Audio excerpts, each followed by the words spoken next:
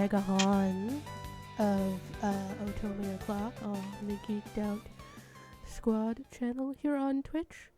Fun announcement, I finally have an Instagram page that I can talk about now that isn't my personal one. It is Mega_Han_Otome at Instagram. And there's not much on it now, but it's where I'll be posting, stuff about games we'll be playing, or just me fangirling over particular characters, announcements on when things are going to go up on YouTube, maybe, stuff like that. We do intend to put some full playthroughs on YouTube, like if we do a demo and we'll do like one route on stream, and then we'll play the rest of the routes, and then we'll put those strictly on YouTube. They won't be streamed. With, let's say, More I Myth Games, The Good People. Let's say we do the Mave route on stream. All of the rest of the routes would be on YouTube. They wouldn't be live streamed. They'd be in chunks on YouTube and like folders and all that. Making it look vaguely professional. Which does mean, as Ashlee A. Button has told me, that I need to learn video editing. I'm not gonna lie, that was a fucking smooth ass transition we did. Fucking high five up top, bitch. Let's go. Which I'm willing to learn video editing because I'm buying more RAM for my computer in October. Why? Play Dragon Rage the Veilguard. Bitch, you learning. I learning. We gonna learn. Your lappy toppy can handle Veilguard, you think? Oh, I'm not gonna I'm not gonna play Veilguard on my laptop, but I'm gonna the extra RAM is for my desktop. That's what I'm gonna play Veilguard on. I'm gonna lose myself in Veilguard. Kind of like I'm losing myself in Space Marine 2. Yeah. Yo, okay. Alright. Nobody was there to see it, but I want you all to know I had a fucking pro gamer move moment last night. Pro gamer move. Oh my god. So there's this one operation, right? And I'm with some randoms. And like there's this one section where you're fighting this demon dragon thing. And this dragon will just do strafing runs, like fire blast, like all up down this walkway, right? And you have little areas that you can go into to, escape immediate death. And my character class, I'm a shield boy, Bulwark, and his special ability is you can regenerate armor, right? So I'm running, and then I see it's like, oh, it's coming for another strafing run. I'm like, oh shit, I am nowhere near cover. So I'm like, alright, I have one med kit. I pop the med kit. I drop my special ability. I start regenerating armor. Megan, I fucking survived a full volley from this dragon breath blast that should have killed me in one shot. It's Good job. Okay, that's it. We're not playing Space Marine 2. We're playing Otome games, and I need to fucking calm down. I just needed to let the world know that happened to me. Yes, we are playing Imperial Grace by Sinstoria Games tonight. Shout out to Sinstoria Games. You can find them on itch.io and Steam. And later we'll announce what we're playing possibly till the end of the year. Depending on how long it takes. Yeah. And that will definitely be within like the 3-hour time frame. Yeah. Yeah, because we try to play the demo all the way through. Yeah, we play the demos all the way through, but then we try to 3 hours if we're just doing parts of a game. Keep doing what you're doing. I'm preparing things for other things. I'm just wondering if you're gonna show me your screen so I can see the words. Oh yeah, I forgot that part. We gotta flip flip the script here. My sister eternally forgetting that I have shit vision. No, it's the fact that I forgot this is a different stream layout. So I actually need to flip everything. Yeah, we have to. Ashlee has to flip her screens. Not the table, not the desk, just the screens. I'm about to flip this fucking table. For this stream, so we can read it. Well, at least thankfully, since the game has insisted I play it in windowed mode, We got that going for us, Yeah, right? the game has been A bastard. a bit rude to us. Don't I'm know not sure why. I'm pretty sure I'm the only person having this problem because it's not the first Probably. time. Where the mouse just likes to disappear if I go into full screen mode. Yeah. I'm gonna blame OBS. Gonna blame OBS for this one. Yeah, it wasn't a problem until I tried doing stuff with OBS. Oh, see, now I gotta flip my stuff again. See, there's a reason why I had that before. Ashlee Shannon Kushner. Ashlee, don't say your full legal name on the internet. Jesus Christ. Who said that was my full legal name? I'm just saying. Like, I know that's not That's your ridiculous. Why would I even say that? I just think those names are cool. You know what I mean? Yeah. Speaking of the game Imperial Grace, I can't remember if we can rename our character. We might be able to. I know it has to be a lady. You know, I was just saying how cool we were just then. I just made Megan's face disappear somehow. That was cool. We're professionals. I fixed it. I don't know what the hell that happened. Okay. I'm trying to flip my face, not yours. We'll get there eventually. I was so concerned, and here I am fucking around. There. Now I look like I'm looking at the screen. So I believe Imperial Grace is one of the games I backed. I believe. I don't remember off the top of my head. Mostly because I don't think I went into any Discord server for it.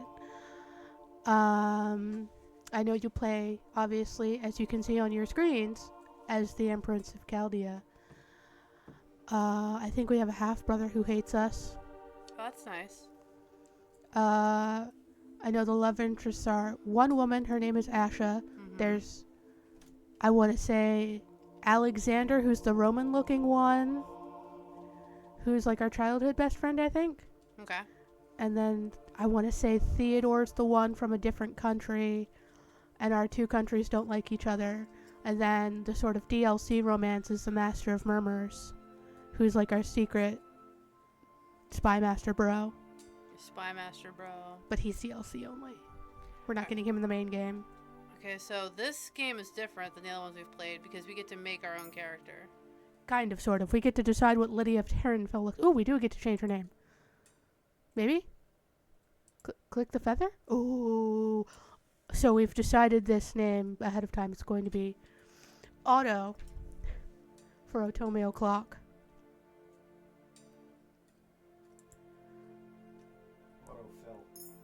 Autofill. Phil being the last half, but I don't think that's going to fit on the little text box for this one. Alright, what kind of hair are we having? What are we feeling today? You know, I like the braid. It's a little more like maybe I could like tie it up, like just like put a pin in it, and if I have to fight. Like a messy Victorian braid? Yeah. What kind of skin color are we feeling? Did her eye shape change? Looks like it. How pasty do we want? Do we want Otto to look like us, being approximately the color of mayonnaise? I mean, I guess we could. Yeah, sure. Do we want to have one eye color or two eye colors? Let's have two eye colors because we have the option. Okay. Blue and brown? Yeah. What's my eyes are brown? Your eyes are hazel. Mine are blue-gray. Am I a hazel? You're a hazel. I thought I had green eyes. Well, hazel, you have Green. brownish green, so that's considered hazel. You don't have okay. pure green eyes. You don't have emerald orbs. This isn't AO3. Okay, so there you go. Yeah, that works. What's our Specialty? Do you want to pick the Ooh. Okay, so we could choose the path of war. That looks like commerce, perhaps? Stewardship. Economy, okay. Mathematics is not what we're good at. do we want bonuses in that? I don't know. Love. Ooh, diplomacy. Ooh, we gain poison bonuses. Oh. And what's our last one here? Looks like... Oh, faith. That's a little boring. I mean, like, religion can be cool. You can do that path. I'm can I'm burn I'm people at the between. stake. I'm kind of between war and poison, which is diplomacy. Oh, war and poison. Not war and diplomacy. War and poison. That's it. Your mic's on now. Nope. Doesn't Nope. matter. It's all the way across the room. Can't hear me anyway. Yeah, we can. I don't know. What do you feel, Ashley?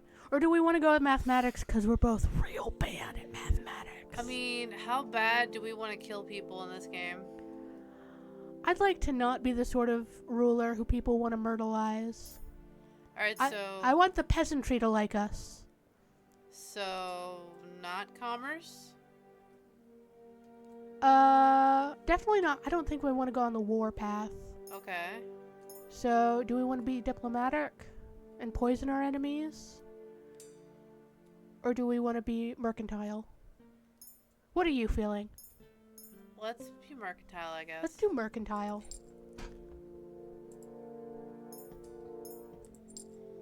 As Adam destroys the studio beside us.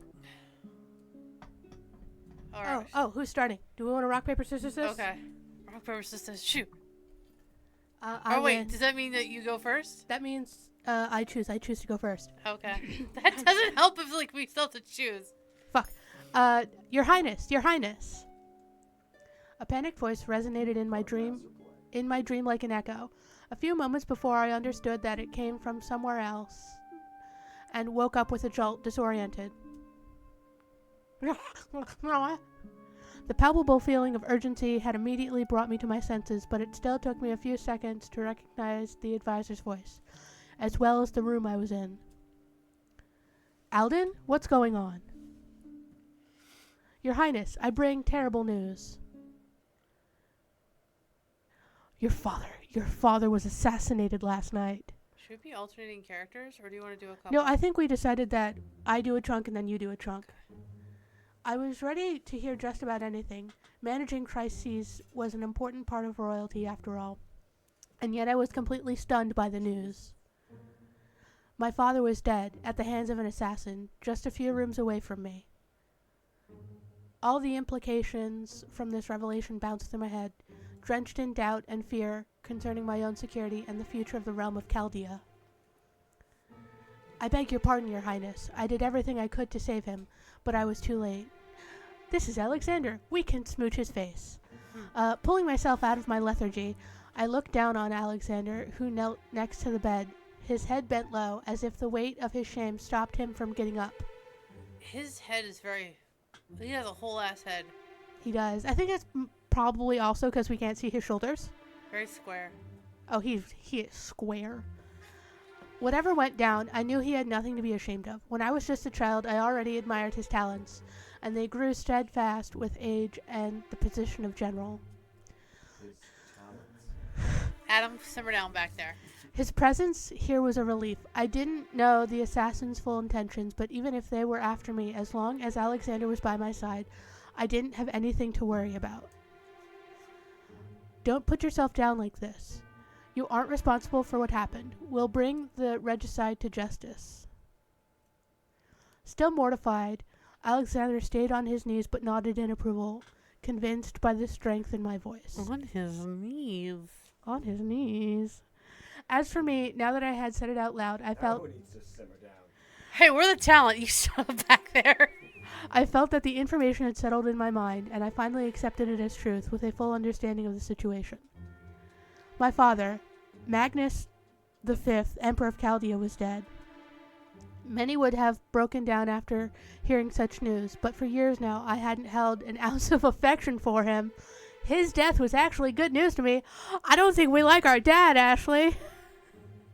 Ruh-roh, Raggy. I had a feeling she was going, it was hard for me to contain my joy. It marked the beginning of a new era, one that I oh so desired since I had learnt where my destiny lay. I was to succeed him. I was to become the Empress. Oh, bitch, we hired that assassin. But it wasn't yet time for celebration. Ashley and I are both working on our tea right now. Although I was the legitimate heir to the throne, I had plenty of detractors, and I still needed to figure out why the assassination had taken place. I had many questions about the killer's identity and motivations. Okay, so she doesn't quite know about it. Yo, Megan. Hit me up with some of that Mountain Dew. I was lost in thought, and it took me a while to realize that Alden and Alexander were staring at me, worried, surely waiting for a reaction or a declaration from me. Consummate professionals. Do you want the entire bottle of dew? Just hand me the bottle. Just hand me the bottle.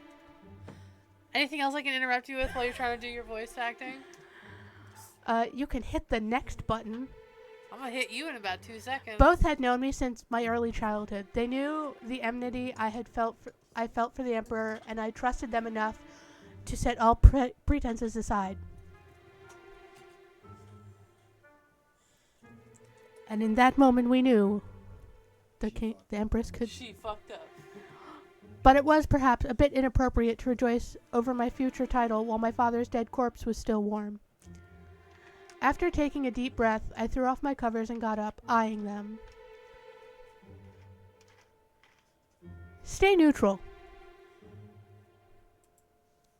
Gloating seemed a tad indecent, but I could at least spare myself the pretense of being the grieving orphan that I would surely need to be in front of the court. Oh, I was trying to shove that in front of the camera. Oh well, better look next time, actually. What I feel isn't important. You don't have to worry about me. What matters most is our nation, and we all know that the sudden death of an emperor is a delicate situation. At the moment, the most important thing is to preserve the kingdom's stability. I'm counting on you to protect and serve me. This won't be an easy task, but I'm sure we can accomplish great things.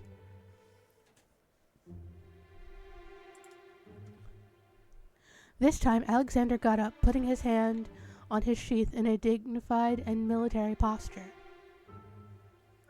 Or his sheath? The sheath of his sword, you loon. I swear, Adam, I'm gonna unmute your mic. Ashlee, you gonna do something with the game? Maybe. You gonna... Get off my back! At your service, Highness. May the four witness my oath. I solemnly swear that I will protect you until my dying breath. Hope you do better than what you did for her father. Emphatic, he bowed down before lifting his eyes up to me. I am in a nightgown right now, sir. I smiled and accepted his allegiance with a certain poise, despite my unkempt hair and my nightgown. Marjorie, my tutor, often told me that everything about me showed nobility. I didn't need any props to act like an empress. Today I understood what she had meant. Alden, however, didn't seem to share the general's fervor. Forgive me, Your Majesty, for tarnishing your enthusiasm. But there is a very delicate question I have to ask. Did you do it? Have you had your father killed? His abrupt question threw me off, and I stared at him, wavering between surprise and indignation. How dare you even suggest such a possibility? You're going too far, advisor. Alexander, I get it. Come Babe, on, chill. don't be offended. You said it yourself. You've hated your father since the death of your brother. You've always held him responsible for it. And your father dies on the very day of your return to the palace? Whatever your answer is, I'll accept it, but I need to know. I felt anger rise within me at these words, and I walked to the window to breathe some fresh air. After I took a few deep inhales, I finally turned around to face him and gave him my answer in a firm voice. On the one hand, my presence here isn't a coincidence. The Emperor celebrates, or rather, was about to celebrate his birthday in 2 days. Half of the Empire's noblemen are here. It's undeniable that the event presented the perfect opportunity to strike. The palace is swarming with unknown guards and servants. It's much harder to provide security in these circumstances. Exactly. On the other hand, your suspicions are an insult to my intelligence advisor. After a regicide, the heir is always suspected. If I had really wanted to speed up fate, you better believe I would have been smarter about it. Phew. Marjorie taught me the rules of the game. I would never risk losing everything in such a foolish way. I know my ascension to the throne will already be difficult because I'm a woman. I'll state it plainly if it can relieve your doubts, but listen closely because I will not repeat myself. No, I did not have my father assassinated. My eyes trained on him, I crossed my arms, almost daring him to contradict me as I kept a lid on my fury. Alden seemed to gauge me for a moment, and then nodded in assent and apology. Please forgive me, Your Grace. At nightfall, I'll alert the Master of Murmurs, and we'll launch an investigation to uncover the truth and bring justice to your father. I would have performed more vivid regrets, but under the circumstances, this was enough, and I felt my anger slowly fade away. I accept your apology. Let's not speak of this again. There are more urgent things to do. The news, no doubt, will make quite a commotion. You've asked us to swear allegiance to you. I assume you will try to claim your rightful place as heir, Your Grace? Yes, I will. Yes, bitch. I nodded vigorously and didn't skip a beat before answering. Yes, my father doesn't have a direct heir. I doubt the court will accept his bastards, and he hasn't remarried since my brother's death. I've been preparing for this role for a long time. The day simply came earlier than I planned. There are many things I didn't agree with when my father ruled. Only time will tell, but I think I'll be a good empress. I don't doubt that, Your Grace. In fact, I'm rather relieved to see you have already thought about it. Like you said, our country needs stability. We can't get away with a weak-willed monarch on the throne. I'm sure you'll be a wonderful empress, Otto. His words were barely a whisper, but I was sure of what I heard, and I felt my cheeks redden a little. He seemed embarrassed by his own boldness, and blushed more violently than me, while I flashed him a smile to reassure him. It had been years since I last heard him call me by my name. Even if I had no doubts about my own abilities, it was always refreshing to see the trust he gave me. I cleared my throat and regained my composure so I could give my orders. This would be a long night. Who else knows about the assassination for now? Alexander seemed surprised by my question and frowned a bit while searching his mind. When I found the body, I immediately went to warn the advisor, and both of us rushed to you. The only ones who know about it are the guards who were patrolling with me and your father's personal maid who was passing by. We knew it would be bad to attract attention, so I had her discreetly sent to the dungeon for interrogation. Baby girl. Baby girl, you sent her to the dungeon? Well... You could have locked her in a room with guards. A dungeon's like a room with guards. Did you lock the door? Did you lock the door to his bedroom so nobody else could get in? How about the guards who were stationed before my father's door? Both are dead. I also had their corpses taken to the dungeon for examination. Please, not in the same room as his personal maid.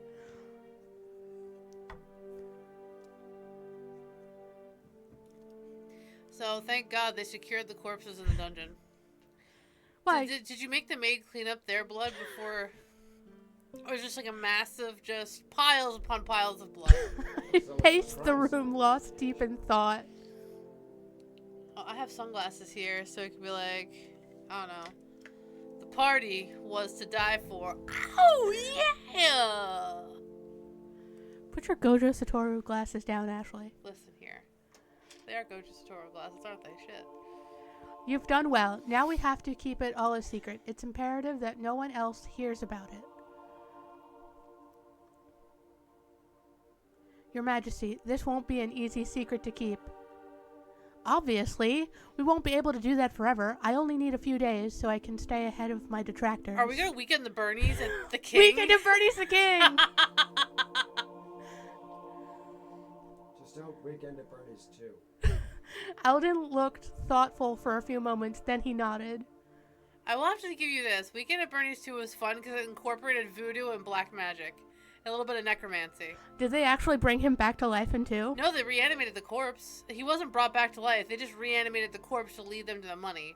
And at one point, some dudes that were supposed to capture him after the Bokor, like, kind of reanimated him as a zombie. Uh-huh. I will think at one point the 2 dudes that she had, she turned them into goats because they kept fucking up and pissing her off. Wait, that sounds hilarious. I thought it was fantastic. I was not expecting Weekend at Bernie's to have a supernatural bent to it. Adam, what do you think of Weekend at Bernie's 2? I have seen it. It was a movie. All right. Oh, come on. I said just a little bit. It had some romance and some necromancy. Alden looked thoughtful for a few moments, then he nodded. I see, so you want to act before everyone else, which should give you the upper hand. Exactly. What we gonna do with that corpse? He gonna be smelly. Very smart. I have no doubt that some people will want to take advantage of the situation, especially since you're a woman, which surely won't be to everyone's taste. Even if you are unquestionably the rightful heir, Most people are gay. your place will be fought over. But if you don't give them the time to react, that could make things a great deal easier. That's what I was thinking too.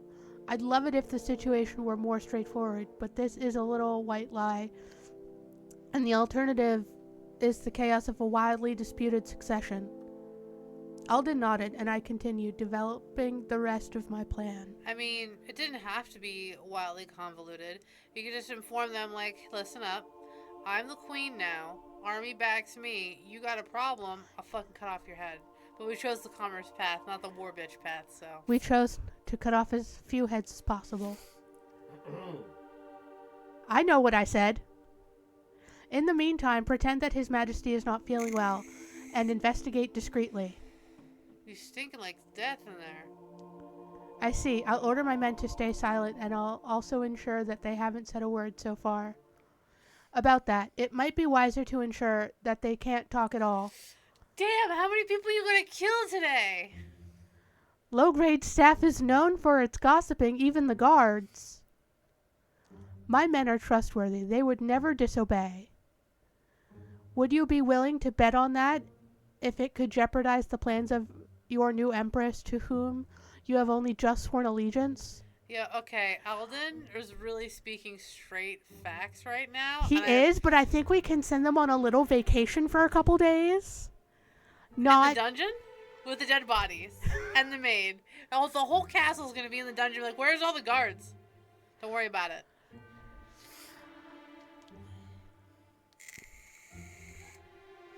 And that maid, can you also guarantee she'll keep quiet?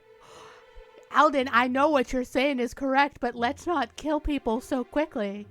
His teeth clenched, his hand gripping the hilt of his sword. Alexander shook his head. The weight of Alden's words had also fallen heavily on my shoulders, and I observed both men while contemplating my next steps. This decision is yours to make, Your Grace, but I strongly advise you to silence them for good. Listen, we can't have this many corpses this soon, Alden. Alden, calm down. Alden was right. The most effective way to ensure someone stayed quiet was to have them killed. We can bribe them. However, there could be alternatives to consider. 2 people can keep a secret if one of them's dead. Yeah. Dead men Such tell a no decision tales. such a decision couldn't be taken lightly because whatever I decided, I couldn't afford to regret it. Ugh. Okay, have them killed. We'll pretend they were collateral damage of the assassin. I'm sorry, Alexander, but we cannot afford to take any risks. Ensure their loyalty by promising them a much better position once I'm crowned, even if they were really tempted to talk about what happened. This should be a good enough motivation to ensure alliance. When you explain to them that they mustn't say a word, give them a few coins and promise them more once the secret has been revealed. In the meantime, send them on a vacation far from here. That should be enough to guarantee their silence. Okay, Ashlee, what do you think of these 3 options? Something can always happen to him on the road.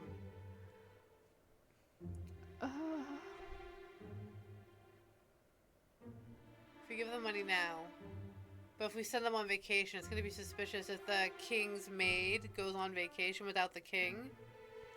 Yeah, but if we kill them, that's gonna look hella sus. Yeah. Unless we could say something like, the king's maid, there was like a family emergency, and we sent some guards to go with her to make sure she was okay. It just happened to be the guards. They're the, oh man, but that's the king's guards. People are gonna know that those are the guards at the king's door. Or no, they were dead. Those would be the guards on patrol. We could just, Should we do the middle one? They just get a better position. yeah, but I think it'd be better if they give them something now and say, you're gonna get more later. But you need to go on vacation far fucking away from here. Yeah. We'll say, she had a family thing. We sent some guards with her. Let's do the bottom one. It's the worst that could happen, right? Oh, terrible things will happen. If there was something that Marjorie had taught me, it was the power of money. Yes, girl. Yes. I was convinced that a few shiny coins were enough to silence them. Applying extreme methods wouldn't be necessary. With all due respect, Your Grace, my guards won't let themselves be corrupted so easily. Okay, I see what you're saying, Alex. It's not about corruption. It's rather about compensating for them for their loyalty. That's... Also, Alright, so, honey boo boo. honey, sweetie, darling. We would have offered them a better position for their loyalty, or we would have given them money to keep it under wraps until we're ready to reveal this stuff. Or we fucking kill them. Yeah. Do you want them to be still breathing? Well, this is what's happening if you want them to keep breathing. Yeah. Do you want us to send the Master of Murmurs to make it look like they were killed at the same time as the Emperor? Do you want that, Alex? Maybe their loyalty can be bought a little bit. It's just a matter of wording things correctly. Oh, Alexander's not going to like this, but Alexander needs to get the fucketh over himself. Well, if you put it that way. Listen. The alternative was death. Let's be real. Alex is down bad for us, so he's going to do what we want. Because he's a good boy. Yes. In any case, it's much better than what the advisor suggested. Yes, right, Alex? Right, Jesus. right. Alden wasn't used to opposing decisions too openly, and he merely shrugged. Listen, Alden, I get it. Alden just wants to kill some people. I think Alden had the Emperor killed. Because he was tired of his shenanigans, whatever those were. I'm fine with that. I'm sure you are. I have more reservations than you do about the integrity of your guards, but that's an acceptable compromise. Oh, Alex. Time will tell if we are right. I'll go inform them. You'll see, Your Grace. You've made the right decision. It better be. Without further ado, he bowed once more and left the room with a heavy step. Alden seemed to be lost in thought for a moment, giving me time to come to my senses before he bowed down in turn. I must at least inform the Master of Murmurs of the situation so that we may launch an investigation. But of course! I nodded, aware of our lead spy's discretion, as well as his efficiency.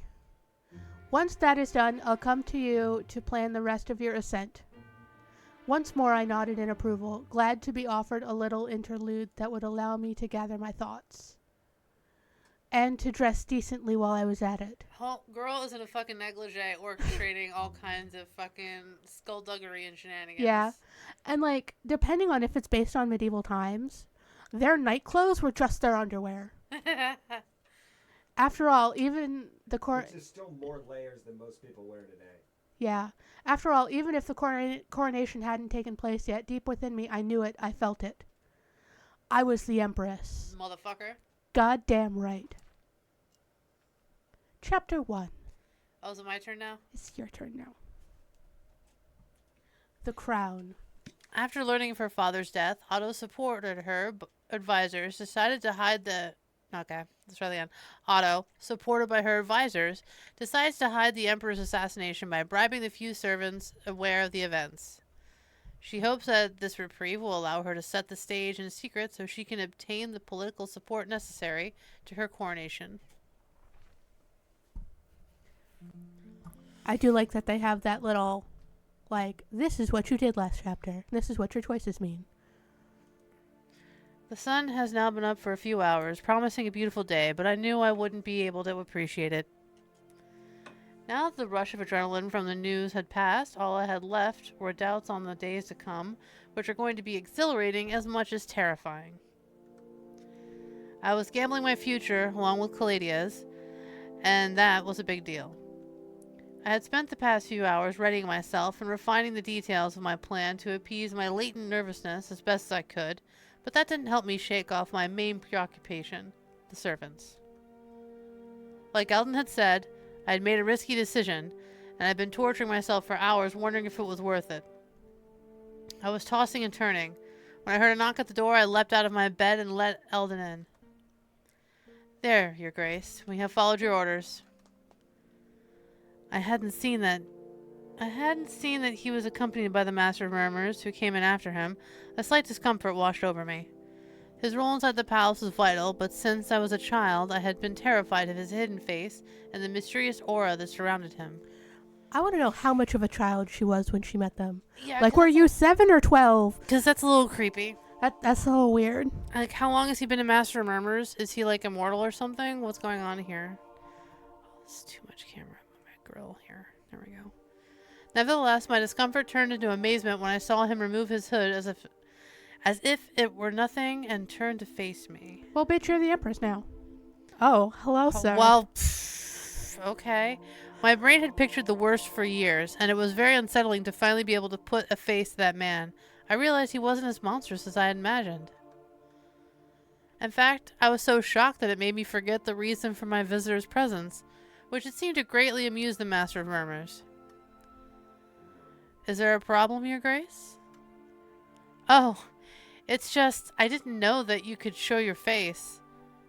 To be honest, I do what I want, but in principle, I only remove my hood in the presence of my sovereign and their close collaborators.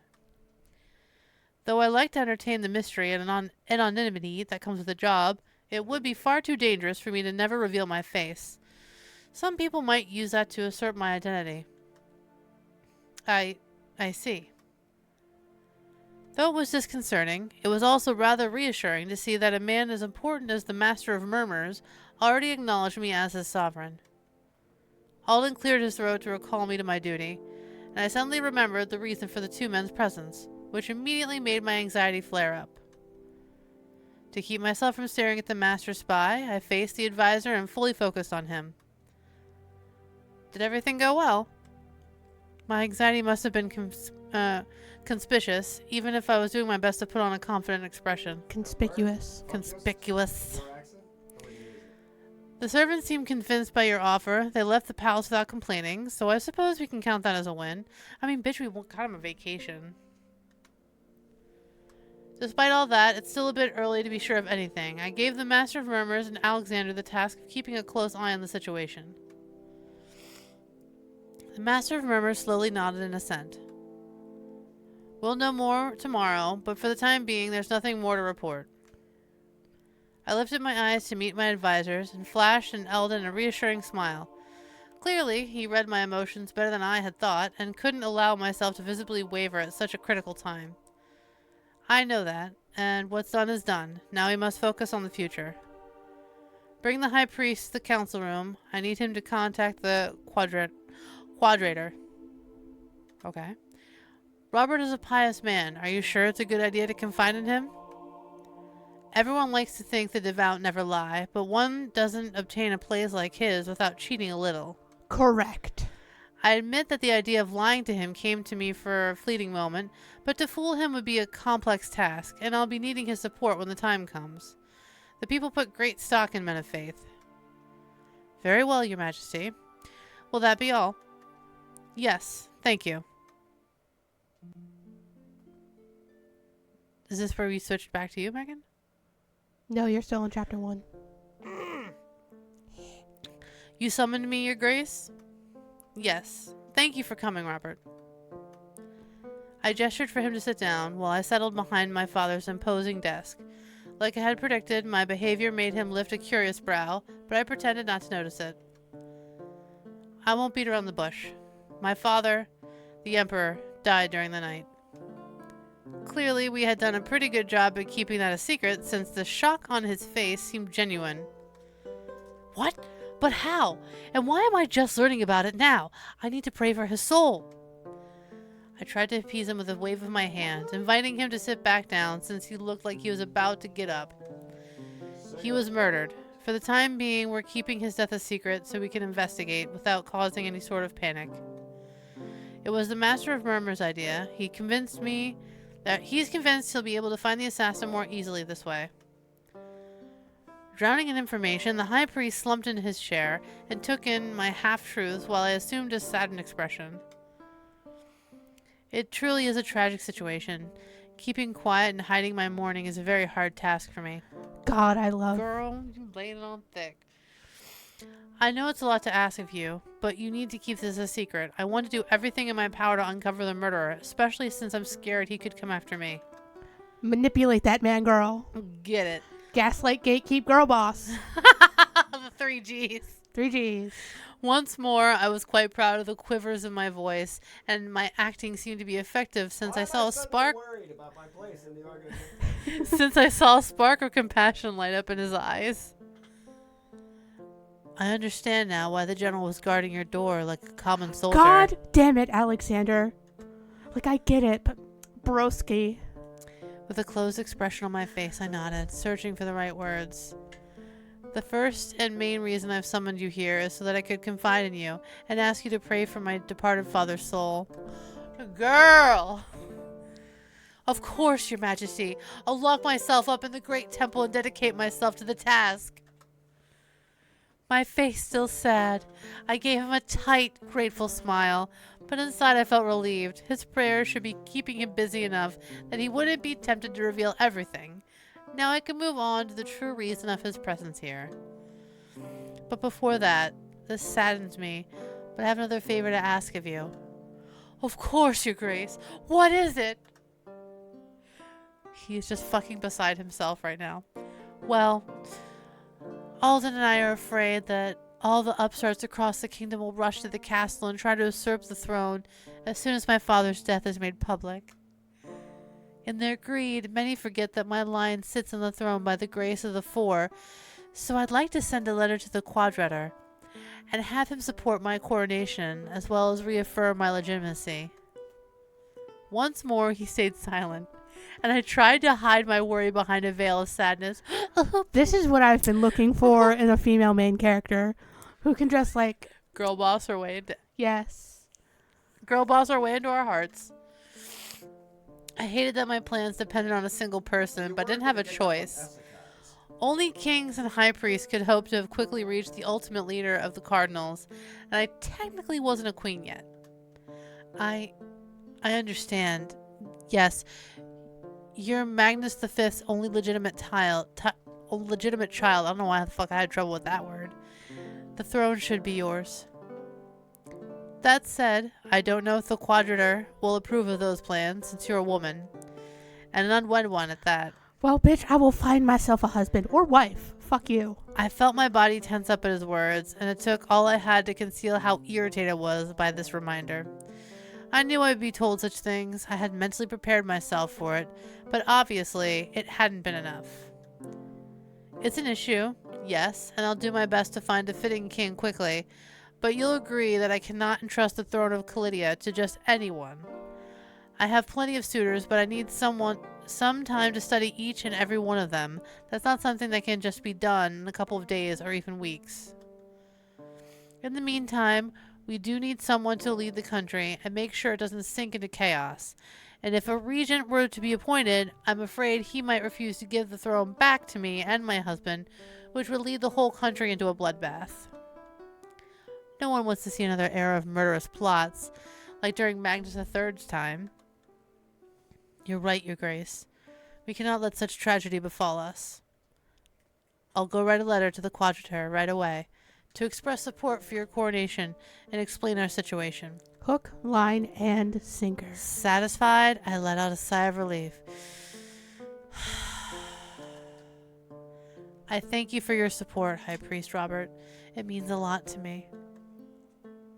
Swiftly, I opened one of the desk drawers and pulled out a thin, sealed letter. While I was waiting for you, I humbly wrote a few words destined for the Quadrator. We've never met, and I hope this would help him get to know me a little, as well as reassure him of my faith in the Four.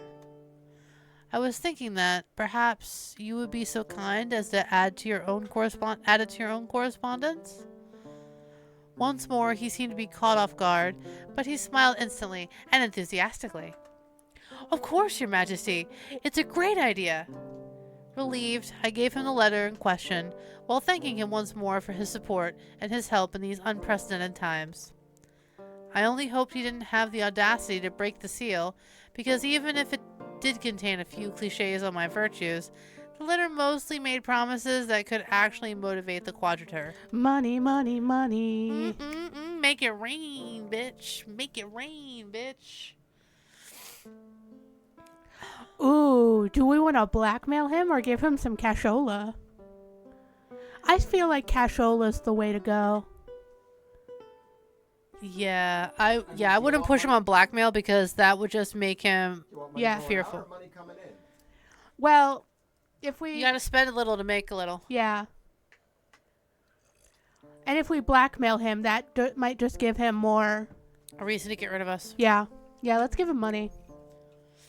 Gold! Come here, Cardinal Richelieu. I knew that gold made the world go round, and so I promised a hefty donation to the great temple of the Four in Meridian. Knowing his taste for luxury, I knew that he wouldn't be insensitive to a few more riches. To play with a man as powerful as a Quadrator, and I wasn't talking about his possible connection to the gods, but his actual worldly power, was a risky move, but it was all worth it. Give him some money to get some Sistine Chapel going on there. The dice had been cast. I could only hope for things to go well and prepare the field for my conquest of the Clydian nobility. Spring, day 8, evening. Despite my desire to act, for the time being I couldn't do anything but wait for the Quadrator's answer. So where are we keeping our dad's body? Is he on ice? Do they have magic? Is there ice? Is there ice magic? What are we doing? Even if the letter had left that very morning, Meridian was far away, and I knew it couldn't hope for an answer for at least 3 days. I had to chomp at the bit and act naive. My first thought was to mingle with the court so I could clear my head, but then, pretending that nothing was up and feeding rumors to justify my father's absence was more frustrating than doing nothing. Even Marjorie's presence irritated me. Despite her advanced age, as soon as she turned her inquisitive eyes onto me, I had the impression she managed to perceive the truth. And so I had taken refuge in the library, hoping to read a little, but in all honesty, even if I managed to unscramble a few words, my thoughts were far away, and my mind was replaying the events of the previous night, asking myself again and again if I had done the right thing. Your Grace, forgive me for bothering you during your readings, but we have more news about the witnesses. Motherfuckers. Despite the mystery he shrouded his words in, I knew exactly what he was referencing, and that was enough to pull me out of my boring book. With a glance, I surveyed the library to make sure we were fully alone before motioning for him to continue. I'm listening. What's going on? Just as I'd feared, the few gold coins we gave the servant weren't enough. One of them, a soldier named Brunhin, has understood the value of this secret and is now trying to blackmail us. Oh, he is he? It was indeed a possibility I hadn't considered. To my greatest shame, I didn't think they would be cunning enough to know the value of this important secret. Well, now you kill him. Yeah, we can consider ourselves lucky that he still hasn't tried to sell that information to any of our political enemies. I'm sure the Baron of Levois, for example, would have paid a good price to get his hands on it. Levelos? Who the fuck knows? I gather we don't have many options. We don't indeed. Either we pay up or we make sure to shut him up. And for good this time. Well, cut out his tongue. Let him bleed. Let him Or we choke could on his just own kill blood. him. And then just leave the body with the rest of them like, now, does anybody else want to try? Well, I was going to say cut out his tongue and let him choke to death on his own blood. Oh, okay, that's valid. I would have liked to protest, but seeing as how my own methods had failed, I couldn't well take offense to when he offered such a drastic solution. Only upside is if we pay up, he won't be able to indefinitely blackmail us. In a few days, I'll have the Quadrator's answer, and my father's death will be officially announced. His words won't have any value from there on out. It's one of the positives, indeed. Even if I'm wary of everything he could demand, A few days, people tend to be excessively greedy. Can we just lock him up until things go back to normal? No, you kill traitors, Ashlee. It's an option, but he tried to rally all the guards and the other prisoners in the dungeon if we arrest him. Then put him under false in. pretenses.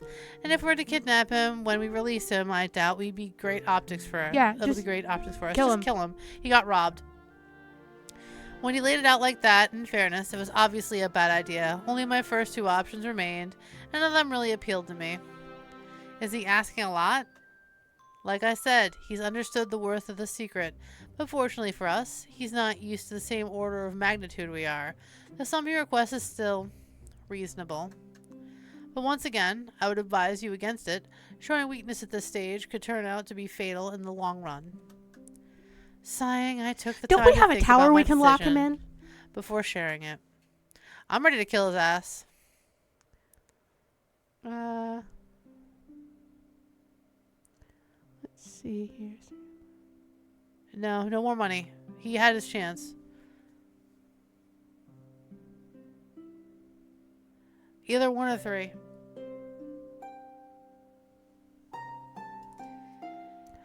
One. Yeah, I'm definitely with one. He's gotta die. Specifically, send the Master of Murmurs. Be like, listen, send your best agent. I want this to look like an accident. I'll approve. Clearly glad that I finally decided to use his methods. I've got an achievement using murder to solve a problem. Will You're doing- Alex like this? No. You're But doing the listen. right thing, Your Grace. I'll go inform the Master of Murmurs of your decision. I'll make sure everything is done within the utmost discretion. It better be. I hope so. If it comes to be known that I assassinate my subjects, that wouldn't be the best advertisement for my rule. To be fair, I sent them on vacation first. He tried some shit, and he got fucking dealt with. Yeah. He has now entered the find out portion of our Exactly. He fucked around, and now he is finding out. This is the fuck around and find out dynasty. Yeah.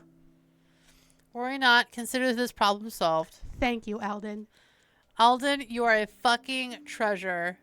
Possibly a neurodivergent treasure, but a treasure nonetheless. He doesn't give a singular fuck about your feelings. No. I'm counting on you, Alden. In lieu of an answer, he bowed once more before exiting the room. His attitude as professional as ever, leaving me alone with my doubts. Oh, nothing to doubt now. Day 8, night. It was already late when the Master of Murmurs knocked on my door to inform me of the evolution of the situation. Oh no! Despite the late hour, I hadn't managed to close my eyes at all as I anxiously waited to hear about the assassination. I knew well that these messes were common in the murky waters in which I now swam, but it was my first time and I couldn't shake off the feeling that there was so many variables that could turn against me. The Master of Murmurs took his time to start talking, and I lost my patience. So, how'd it go? Well, we can say we reached our goal. The blackmailer is dead. Unfortunately, he had the foresight to bring reinforcements, which jumped on our agents. Fuck. Ah! We managed to overcome them and eliminated all the witnesses, but we lost 2 worthy men in the fight. Fuck! It's fine. We can buy more. Relieved that the whole ordeal was over, I sympathized with the Master of Murmurs. Why did that guard have to be so greedy? Things would have been far easier if he hadn't tried to take advantage of the situation. I'm truly sorry about your men. We'll throw a ceremony in their honor when this is over. The Master of Murmurs shook his head with a melancholic smile. Don't worry, Your Majesty. They were the sort of men who live in the shadows. They have hated a public remembrance. On that note, if you'll allow me, I have many tasks left to accomplish. Yes, of course. He bowed. I remained alone with myself and couldn't stop wondering at victory and how bitter sometimes it tasted. Well, those motherfuckers also joined in the fuck around and find out party. Your Grace, this is a little premature, but should you become Empress, you will need to manage the kingdom's policies. I'd like to make sure that you're ready for such a task. I am. But I can always learn more. Let's learn more. Let's do the tutorial.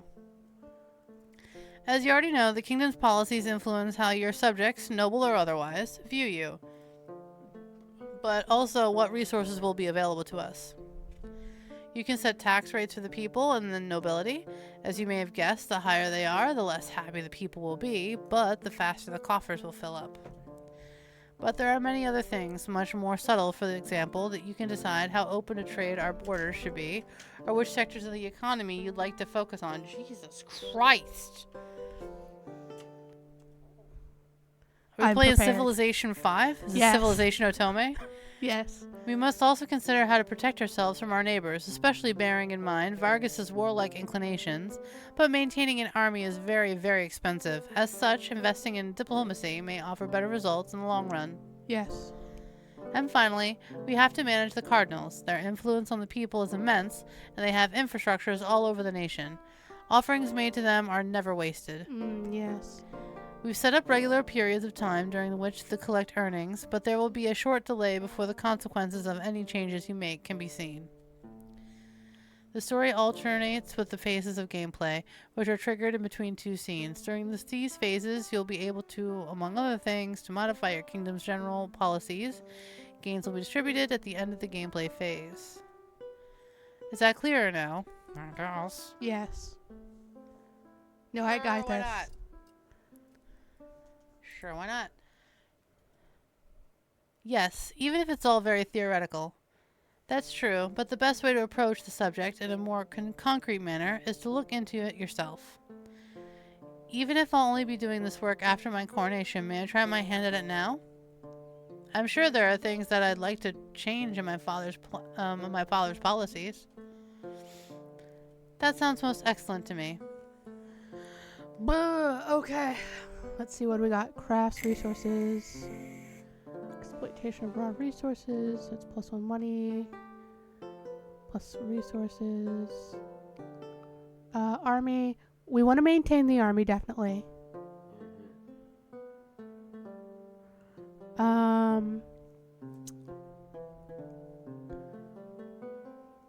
We don't have any nobility, and we're at -5 people. So we want...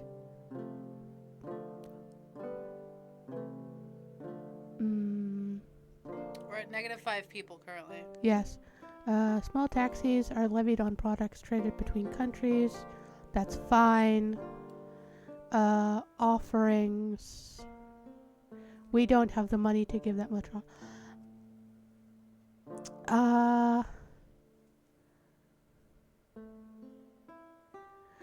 I have a question. Click on farming under economy. That's what I was thinking too. What does that give us? +5 people, +3 resources. That gives us +1 money. That gives us +2. Ooh, that gives us nobility. What do we think? If we do crafts, well, we could alternate between crafts and farming, so that way we're building people and nobility. Yeah. Should we build the nobility first, since we're worried about the coronation? Let's start with nobility, Okay. and then we can do people. Let's keep it controlled on trade. How much does active diplomacy cost? That's probably expensive. -2 money. Well, plus We one can't money. do that. +5 nobility. We'll be left with +1 money. Um, Because right now we get 2 from taxes, 2 from trade, and 2 from crafting. So that's 6. And we Okay. -2, 4, 3, 2, 1. yeah, let's do this for now, because we want to. In the beginning, we want to up our nobility, and then once the nobility likes us, we can sort of get the people to like us.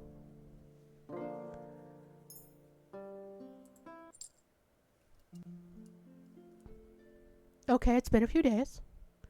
We went from 8 to 15. Your Highness, Your Highness! Dawn had barely risen when I heard a kerfuffle at the door, and I immediately recognized Robert's voice. I got up with a groan and quickly slipped into a dress, trying to make myself presentable before opening the door.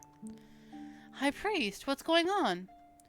I tried to remain as neutral as possible, but I was burning up with a mix of anxiety and excitement because I had solid guess as to what this was about. The Quadrator! He answered, Your Majesty! Nervous, he handed me 2 letters bearing the recognizable seal of His Holiness. Ooh, your name is written on them. I didn't dare open them, Your Highness. Exhilarated, I looked at the 2 pieces of paper that were about to seal my future. One seemed official, while the other was explicitly for my eyes only. I would have liked to be alone when reading them both, but clearly it had taken Robert all he had not to break the wax seal in the official letter, and he now stared at me impatiently. My throat was dry as I grabbed a paper cutter to open the correspondence, and my heart was beating so fast I had the impression that everyone in the room could hear it. Do you want me to read this? No, I can do it. Lady Otto of Tyrnfell, daughter of Magnus V of Tyrnfell, the fierce Emperor of Calydia.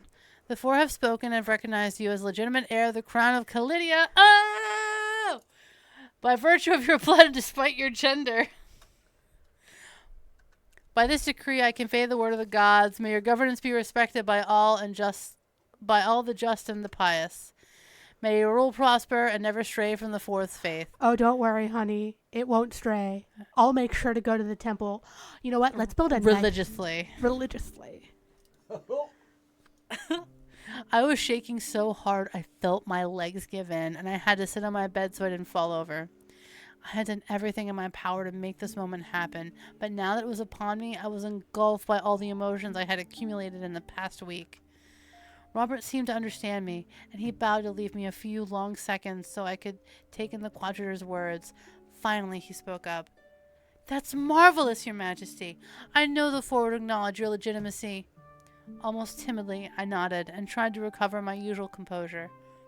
With the Quadrator's support, my coronation was sure to happen, but that didn't mean I was rid of the enemies or other contenders. I couldn't let my guard down yet. Yes, the time has come for everyone to know the truth.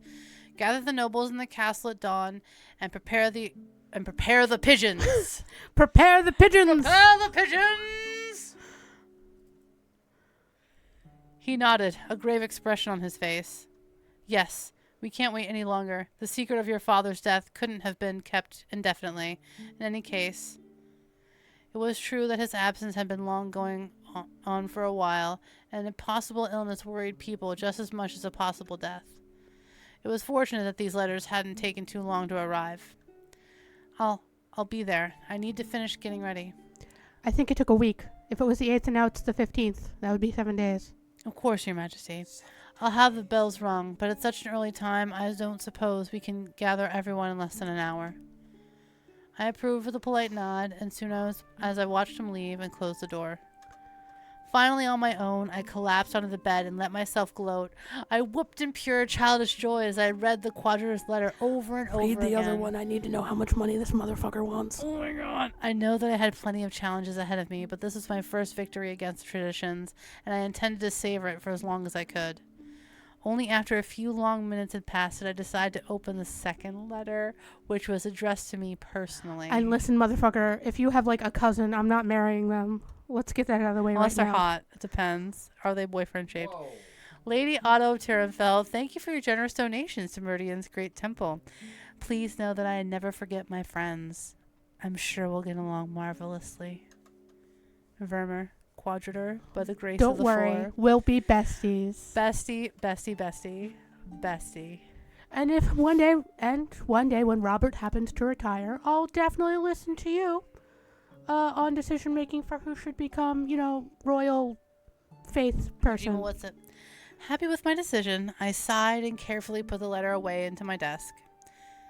Pretty promises were easy to forget. I could perhaps use the parchment to remind him of his support one day, or to show some reluctant noble just how popular I was with one of the most powerful men on the continent. Put that in your secret drawer.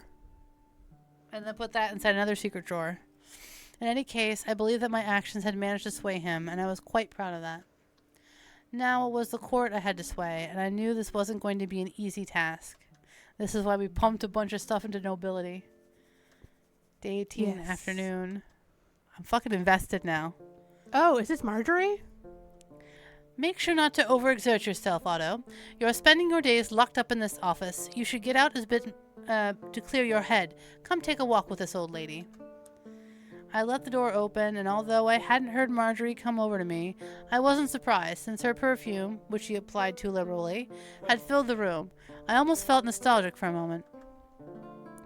Even if it made me happy to see her, my presence in my office wasn't guided by fun. It was overwhelmed with invitations, requests, promises. I had spent the past 3 days flattering the Clydian nobility to ensure that nothing would jeopardize my coronation in 3 weeks' time, and I still had a lot left to do. Oh, perhaps you could fool everyone else, but I know you're far from being an old lady, Marjorie. My reply made her laugh, a hoarse and joyous sound that belied what I had just said. Oh, I still have the same quick wit that I had when I was 20, but I'm afraid my whining bones disagree with you, sweetheart. Come on, don't be cruel. You already broke my poor heart when you didn't let me in on the secret. I put my quill down with a sigh and closed the inkwell, hoping its content would not dry out. Listen, Marjorie, you're going to be put on finding my husband duty in a second. Right? She had taught me many things, and even if I had grown stronger than her in a few areas, it was obvious that she still used the guilt like no one else. She almost made me feel bad for hiding my father's death from her. You know full well I didn't have a choice. The information had to be disclosed to as few people as possible. I know, sweetheart, but I would have liked to be there for you. These past few days mustn't have been easy. No, they were very hard. No, they weren't, indeed. As promised, I quietly walked by Marjorie's side through the garden, but we couldn't take one step before some servant or noble offered me their condolences. I'm so tired of pretending to be sad. I know your father was a man of many flaws, but he was your family, your blood. You shouldn't hate him this vividly. It's not healthy, especially now that he's dead. No, that's too easy. You can't just die and expect all your mistakes will be forgiven. She sighed, and I decided to change the subject before I had to listen to another lecture on the importance of family bonds. Well, he ruined those family bonds when my brother died. But since we're speaking of forgiveness, I need your help. Suspicious, she frowned, although she kept walking calmly between the flower beds. I would like it if you gave me Fear Castle. That old dilapidated fortress? What for? Pretending to admire some insects that were flying around the planters, I hesitated for a second. I needed the fortress to buy the Faram's loyalty, but Marjorie held a deep hatred for them. I didn't like lying to her, but I couldn't run the risk that she'd refuse my request. Oh, fuck. She was already butthurt that she didn't tell her about the king. We'll let her in on this one. Just so we can win back her loyalty. Tell her the truth even if she won't like it. I need it, because I'm going to give it back to the Faram. Upon hearing my words, Marjorie froze, trembling with anger. You want to give back to those vile traitors? Do you know how many men died storming it? Do you know what this fortress costs me? I knew she'd react that way. Even though the war had ended about 20 years ago, she still bore the painful memories of it. Yes, I know all that. But it all took place before my birth. It's time we move forward and reconcile with the Faram, lest we repeat the mistakes of the past. I don't want another Faram revolt under my rule. I need their support for my coronation, and to obtain that support, I need Fear Castle. You know just as well as I do that it's only a ruin now, an old pile of rubble left on its steep and barren land. It's nothing more than a symbol. A miserable little pile of secrets. My old aunt grumbled for a few long minutes, but she was forced to concede my point, even if it cost her. Oh my god, she's our aunt? I guess. Do what you want, but believe me, once you become Empress, I'll call in the favor. Fine, Marjorie. Thank you, Marjorie. I knew I could count on you. Remember the bonds of blood, sweetie. We're family. Relieved, I finally let out the breath I hadn't released. That I hadn't realized I'd been holding. Knowing the affection Marjorie held for me, I knew that I'd end up convincing her. But as I had a meeting with the Faram heir in 4 days, I didn't have a lot of room for errors. By the way, the Faram heir is also a potential husband. With one less issue weighing on my heart, I continued my walk with a bounce in my step, forgetting for a few minutes the court's problems and plots. Spring, day 22.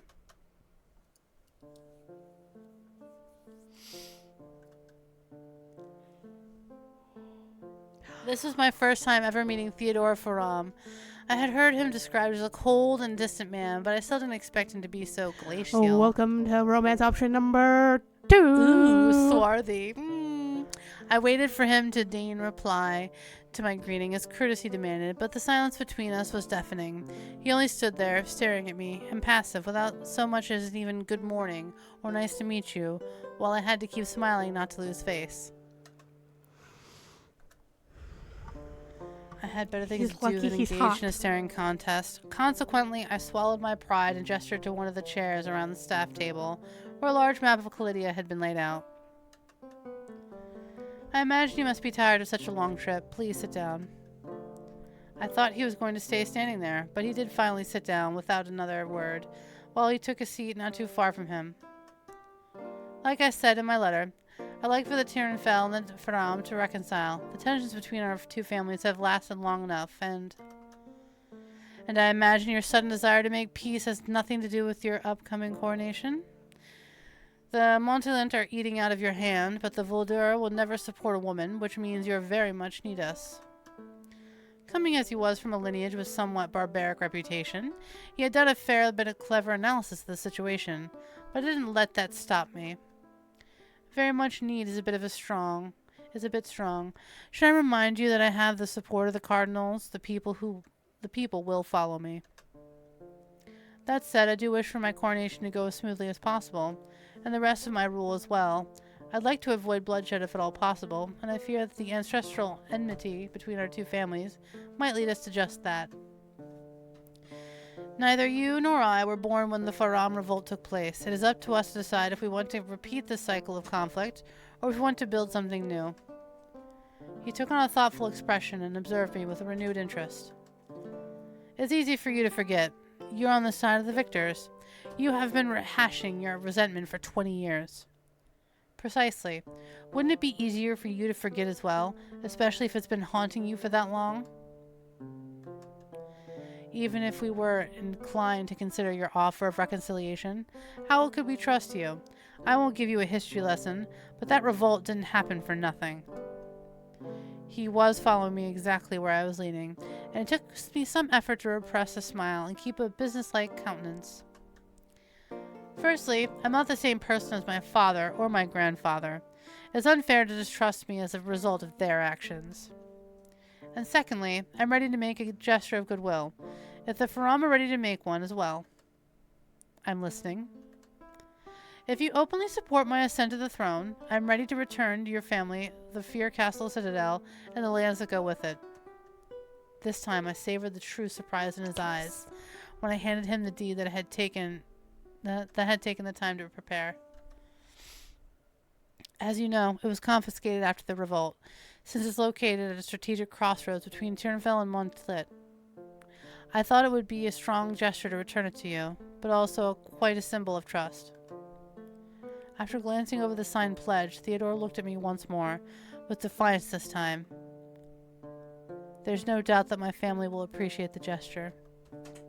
I was already basking in my victory when he continued, his voice cold. But as for me... Ah, shit, I gotta go back. I clipped. Log. But as for me, it only makes me see that you're one of those politicians ready to use every dirty trick in the book if it will get you what you want.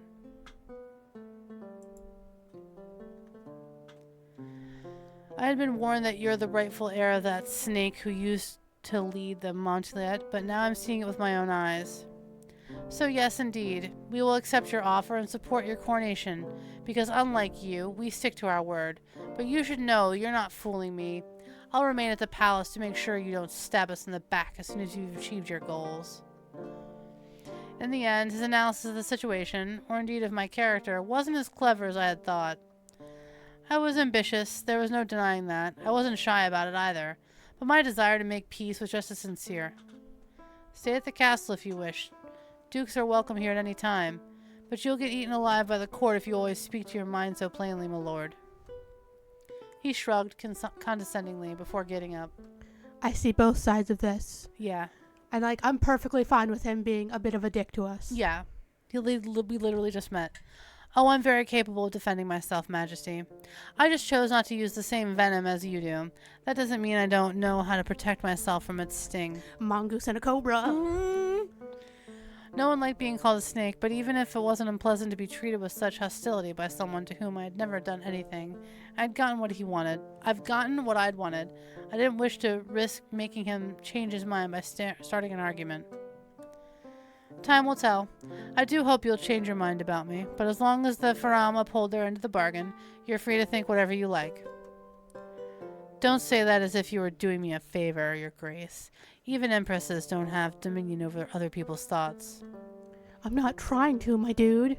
And in order to keep me from having the last word of our pointless sparring, he immediately turned to his heel and slammed the door, like a true princess. Furious, I was engaged in deep breathing exercises when Alden walked in. How did things go with Theodore Faram? I shrugged with a sigh. I suppose it was all right. At least the Faram should support my coronation. That's all that matters. How about you? Did you manage to convince Leon? I can smell the rival to lovers. Like you said, he won't support you. He thinks, and I quote, it's a load of nonsense. If we let this happen, next thing you know, all the little ladies in Volador will be getting ideas. My brother will agree with me on this. I was already quite upset and I very much wanted to hit something, but instead I settled for a fiercely crumpling up an old draft that was lying about. Knowing the man, I guessed this would be coming. Have you at least convinced him to not openly oppose the coronation? Yes. As you suggested, I implied that a civil war wouldn't be good for business, and that you were easy to manipulate. Thank you, Alden. I love Alden. He's such a legend. Was that enough? Yes and no. The man's smarter than I thought. He took this as an opportunity to claim the position of treasurer. Treasurer? Look at him go. Since he believes you're incompetent, he thinks that the only way for him to ensure that the country stays on the right track and that the Volador's economical interests are preserved. Upset, I bit my lips while pondered the implications of such a nomination. All we gotta do is get the Master of Murmurs to have, like, a spy in the Treasury Department with him. Have him killed. No, we don't need to have him killed yet. God damn it, Adam. Stop murdering everyone. Just have an eye on him. Make sure he doesn't do anything stupid. Maybe get a, hire a prostitute to be his mistress. Oh, he'll gobble that right up. Yep. I didn't want him to stand in my way at every council meeting, but there was no valid reason for me to refuse him this privilege either. I imagine before asking for that position, he encouraged the current treasurer to retire. That's correct. A pretty house by the seaside is waiting for him, and now he can't wait to be gone. I imagine I don't have a choice then. I'll summon Leon tomorrow and pretend to be a naive and genuine... Ingenue? Ingenue? Well, whatever that word is. That one's beyond my fucking dictionary, and that's pretty impressive. Keep it up on screen for a second. Who's happy to let him take on big responsibilities. I-N-E... That's what I think it is. I-am... What the fuck is an ingenue? I'm Googling it now. G-E... And sounds French.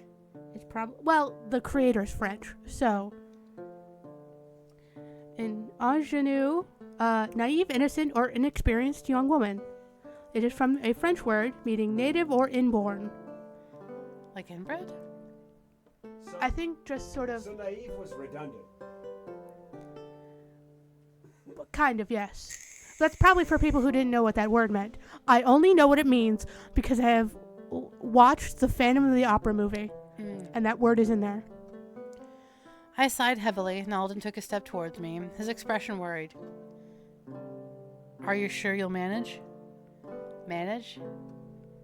No offense meant, Your Grace, but I know you. I fear it'll be quite hard for you to play the role of a naive and fragile lady in front of him, especially in light of the obvious contempt he's always directing at women. Clearly, this won't be a barrel of fun, but I've spent my entire life pretending to be less dangerous than I am. I should be able to tolerate it just this once. He might have some nasty surprises down the line. However, I trust you then. Yeah, keep the Master of Murmurs on his ass. I'll build a little dossier. Your Grace, news of your nomination to the throne has spread quickly.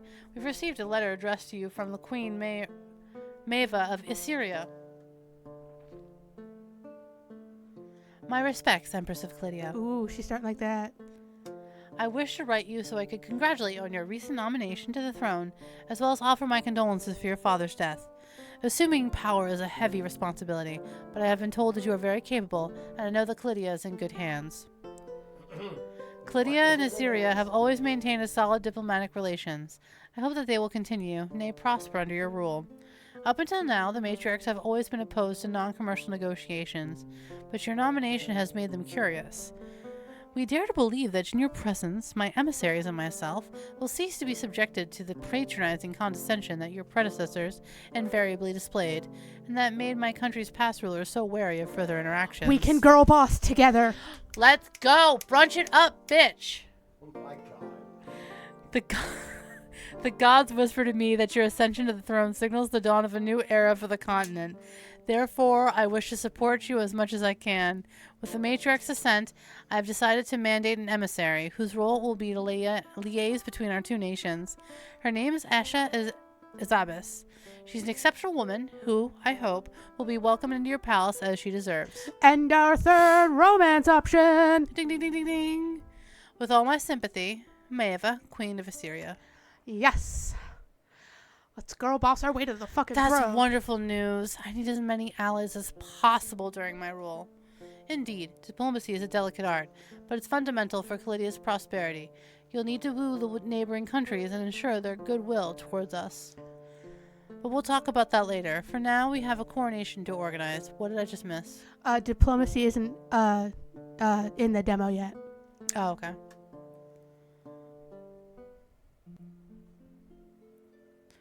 How much longer am I going to have to read? You want You me got to do- read for 5 fucking minutes. I'll do this one. Ugh. The big day had finally come. Impatient and nervous, I paced my bedroom while checking my hair and my outfit for the umpteenth time. Baby girl, you're fine. Nothing was easy as per usual. I was supposed to display poise, elegance, and grandeur, all while remaining humble. All right then. Despite all that, I felt ready and dignified, and I only wanted to hear from Alexander, who would escort me, since my father wasn't in a state to do so. Time was passing by at an infuriatingly slow pace when finally he knocked and walked into the room, clad in his ceremonial attire. That armor and the pompous cape that went with it didn't suit him, and I suppressed a smile when I saw him squeezed into it. Ready, Your Grace? Almost timidly, I nodded while he politely bowed to let me pass in front of him. Then he followed suit, respectfully walking one step behind. Her Grace, Otto of Therenfell, Princess of Chaldea, blessed by Myrde. I closed my eyes and savored the title that I was hearing for the last time when the herald would announce me next. I would be Empress of Chaldea. I didn't remember having ever seen the throne room in this packed. Clearly, when I had been told that the entire castle had gathered here, it hadn't been an exaggeration. To try and hide my nervousness, I walked at a slow pace, my head held high, my eyes leveled at the throne. But my curiosity slowly got the better of me, and while I tried to remain as dignified as I could, I let my gaze wander discreetly in search of familiar faces. Alden, of course, stood right next to my throne, his face impassive, but his eyes bright enough that I could see the pride reflected in them. I love Alden! Alden's basically our dad. Robert was there too, my future crown already held in his hands. He did his best to appear as imposing as his function required him to be. In my head, I like to think of Robert and Alden as a married couple, and my dads are just so proud of me right now. And he's definitely the more overexcited, like he's gonna cry. Like, Yeah. That's my baby! That's my baby! In the noble section, I recognized Leon of Volador, surrounded by his family, conversing with other nobles who were vaguely familiar to me. That bitch. That butt munch. That asshole. But his hair is epic. His hair is nice. To my surprise, I also spotted Theodore leaning against a pillar, his gloomy aura seeming to hold people at All bay, right, hear me out. so that he wasn't drowning in unknown faces. Hear me out. Yeah. I kind of need... As someone who reads way too much Korean drama centered around European nobility, he's going to be our best bet politically because he'll help unify the country. That's what I was thinking, yes. Yeah, okay, we're on the same page, The bitch. problem is his family hates us. That's going to be the best way to unify two people that used to beef is a political marriage. And he's kind of hot. He's the one who has to tell his family he's marrying the enemy. And they have to understand that maybe they're not the enemy, and that's the best way to get over that. But I do think, politically speaking, he's the best. As I passed by her, Marjorie gave me a smile, and I felt her perfume reach me, calming me despite its loud scent. Loud. Finally, the last step stretched before me, and I suddenly realized that I couldn't hear the crowd's hubbub anymore. The only sound was my heart beating in my temples. Ceremoniously, I knelt in front of this throne that was still forbidden to me. Soon I had cause to praise whomever had the brilliant idea to place a small cushion under my knees. The blessings were proceeding at an infuriatingly slow pace. I listened to them with only half an ear, but I still displayed my most serious and focused face to honor the solemnity of the ceremony. The day before, Robert had asked me if I wanted to celebrate tradition by taking the name of one of my predecessors, or if I'd rather start my own dynasty. Who the fuck am I going to take? Am I going to be Magnissa? Magnesium. Okay, so here's the thing. We'll piss off the nobles if we keep our own name. But we'll piss off the Farim if we honor our ancestors. And we'll piss off probably the other country because they like us being a boss bitch. Fuck those nobles. Yeah, but that's diplomacy. We want the diplomacy with the other country. We've already done stuff to beef up our relations with the nobles. Yeah. Because if we focus Let's do more diplomacy. So we're going to keep our name? Yeah. What do you want? Do you want to keep our name, or do you want to... I think it's important to keep our name because we need to say that we're breaking... This empire is Yes. breaking away from the previous dynasty. We're breaking away from the military... It's a new dawn. A new dawn. We're girl bossing. It's mimosas on Mondays. Let's go. Mimosas on Mondays. I don't even know what a fucking mimosa is. Oh, yeah, it's orange juice and champagne. Yeah. Keep our That name. sounds disgusting. It does. Am I reading? You reading? What's happening? Oh, I understood the importance of traditions, but I was much too proud of who I was to give up my name, my identity. It's like a highbrow screwdriver. Yeah. I wanted to carry it with pride for as long as I would rule. That's right, motherfuckers. I didn't know the sermon by heart, but I knew it would soon be ending, since the whole place seemed to grow livelier. With each passing second, both the crowd and Robert's voice vibrated with renewed excitement until the key moment came. Because, like, taking our name and breaking the tradition is Yeah. like breaking the cycle. Breaking the cycle of war. I closed my eyes and braced myself for the weight of the surprisingly light crown that he delicately placed upon my head. Rise up, Otto of Therenfell, Empress of Calidia, first of her name, Duchess of Therenfell, chosen by the foreign, blessed by Miraday. You shall bow no longer, since from this day until your death, in the name of the gods, I entrust you with the charge of guiding your subjects and making Calidia shine bright for decades to come. Slowly I rose and turned around to sit on that throne that had been meant for me. Then I opened my eyes and looked at the crowd. It suddenly went quiet, and an almost religious silence settled in for a few seconds. Long live Empress Otto the First! Yeah, bitch! But here's the thing. They made a point to mention how she opened her eyes, but her eyes were closed the whole time. Who the hell? What? Alexander's voice resounded next to me, oddly loud, and as it shattered the almost dreamlike moment, cheers arose from all sides in a spectacular chaos. The general enthusiasm was contagious, and I caught myself smiling and waving at the crowd with a bit too much vigor.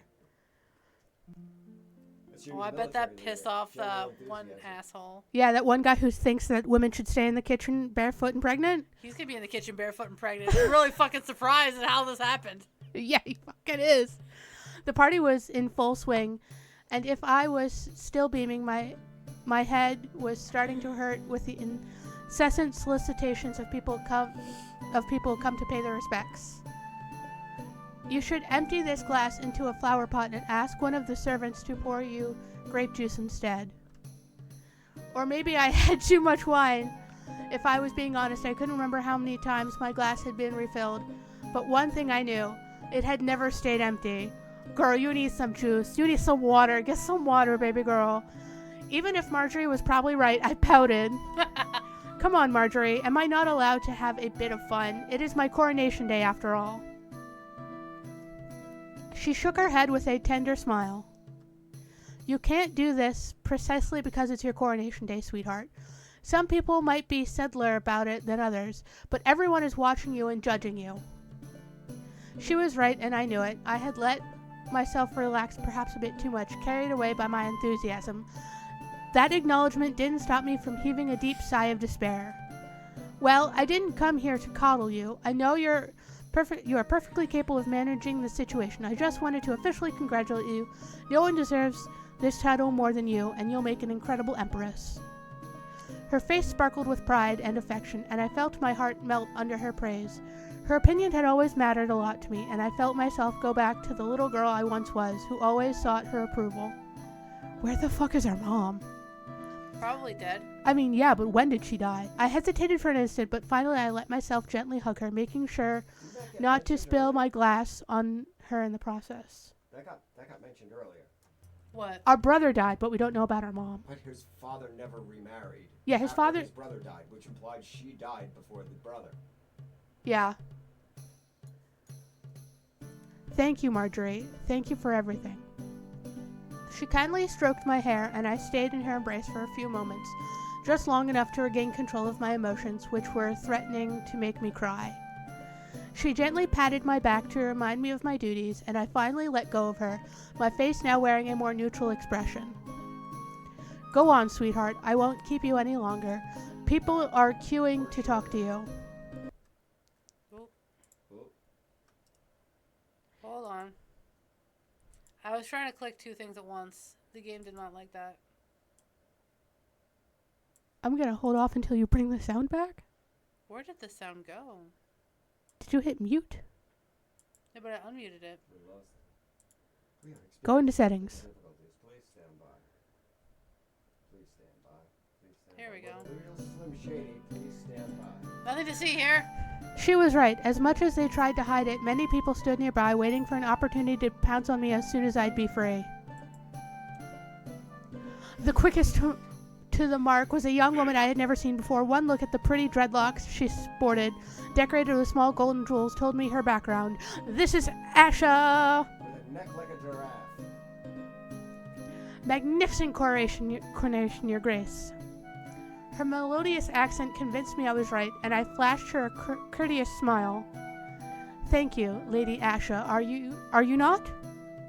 She seemed surprised for a second, then her face lit up. Well, I'm flattered you recognized me before I could even introduce myself. I don't know who spoke of me to you, but I do hope they said good things. She gave a small laugh as if to brush off this pleasantry, which I knew had a much deeper meaning. After all, I had indeed heard a lot about her, both from Queen Maeva, who had warmly recommended her to me, and from Robert, who had tried to paint her as an ungodly heathen and temptress the minute she set foot in the capital. I don't like her. She's not good enough for my baby. Of course your queen keeps showering you with praise. Then allow me to return her kindness and to tell you how fantastic Maeva is. She'll make a formidable ally. Her familiar way of talking about her ruler made me quirk an eyebrow, but I didn't mention it.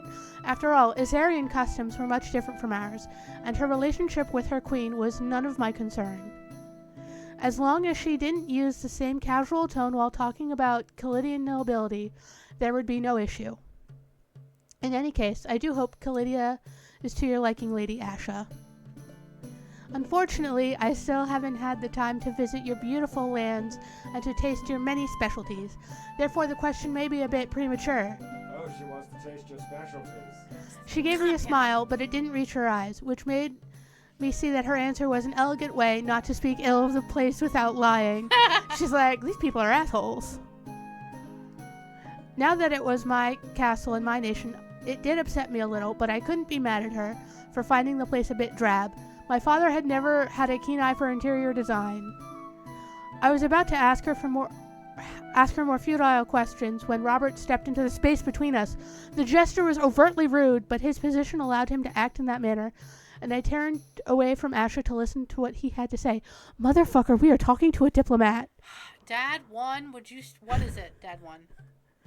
Your Majesty, please forgive me for interrupting, but I must speak with you on a topic of the utmost importance. It best not be about how we worship different gods. Robert, Catty bitch. He barely hid the dirty look he gave Asher. She understood the message and gratefully curtsied. I get it. We're different religions. Calm your dick. Robert really gives, like, the moms that love shawls. Yeah. Like, I can see him like, you can leave. I need to talk to my daughter. Empress. Oh, so dramatic. I'll go breathe some fresh air in the gardens if you'll excuse me, Your Majesty. That felt catty. Her response back, she's like, I'll go breathe some fresh air out in the garden. I mentally took note of where to find her if I wanted to continue the conversation and bowed to her in lieu of goodbye. Then I focused my attention on Robert, wondering with some trepidation if something bad happened. I get it. What's going on? Don't worry, Your Majesty. Nothing that will spoil your night. I just wanted to make sure that you are taking my warnings about the Assyrian diplomat seriously. Robert! Please! Stop being an old lady. I don't find her trustworthy at all. That's because you're an asshole, sir. Not good enough for my baby. We're not even related, Robert. I had to hold back a sigh. It was quite distressing to see him go to such trouble only to interrupt my conversation with a foreign dignitary. He's gonna need some fucking lessons. Alright? Please be comforted. She wasn't inviting me to dance naked in the sea in honor of the snake goddess Sif. I had said that in a playful tone, hoping to lighten the mood. He could have just died. But he looked even more upset. You should take this issue at heart. These people are insidious. They seem nice. You let your guard down, and by the time you realize that you've fallen into their trap of a witch, it's much too late. I didn't have the patience to hear more of this, and I took an offended expression. Do you believe my faith could be so easily shaken, High Priest? Taken aback, he immediately softened and apologized profusely. I relaxed in turn. I'm taking note of your worries, and I promise I'll be careful, but you must also understand that you simply cannot say such things about a foreign guest, especially not in public. You can hate her in private, okay? Just don't talk to me about it. I do not care. This could have serious diplomatic consequences. You're getting diplomacy training, sir. Yep. He scowled once more, but didn't say a word, politely bowing instead. It says scowl. I see his paddling. Yeah.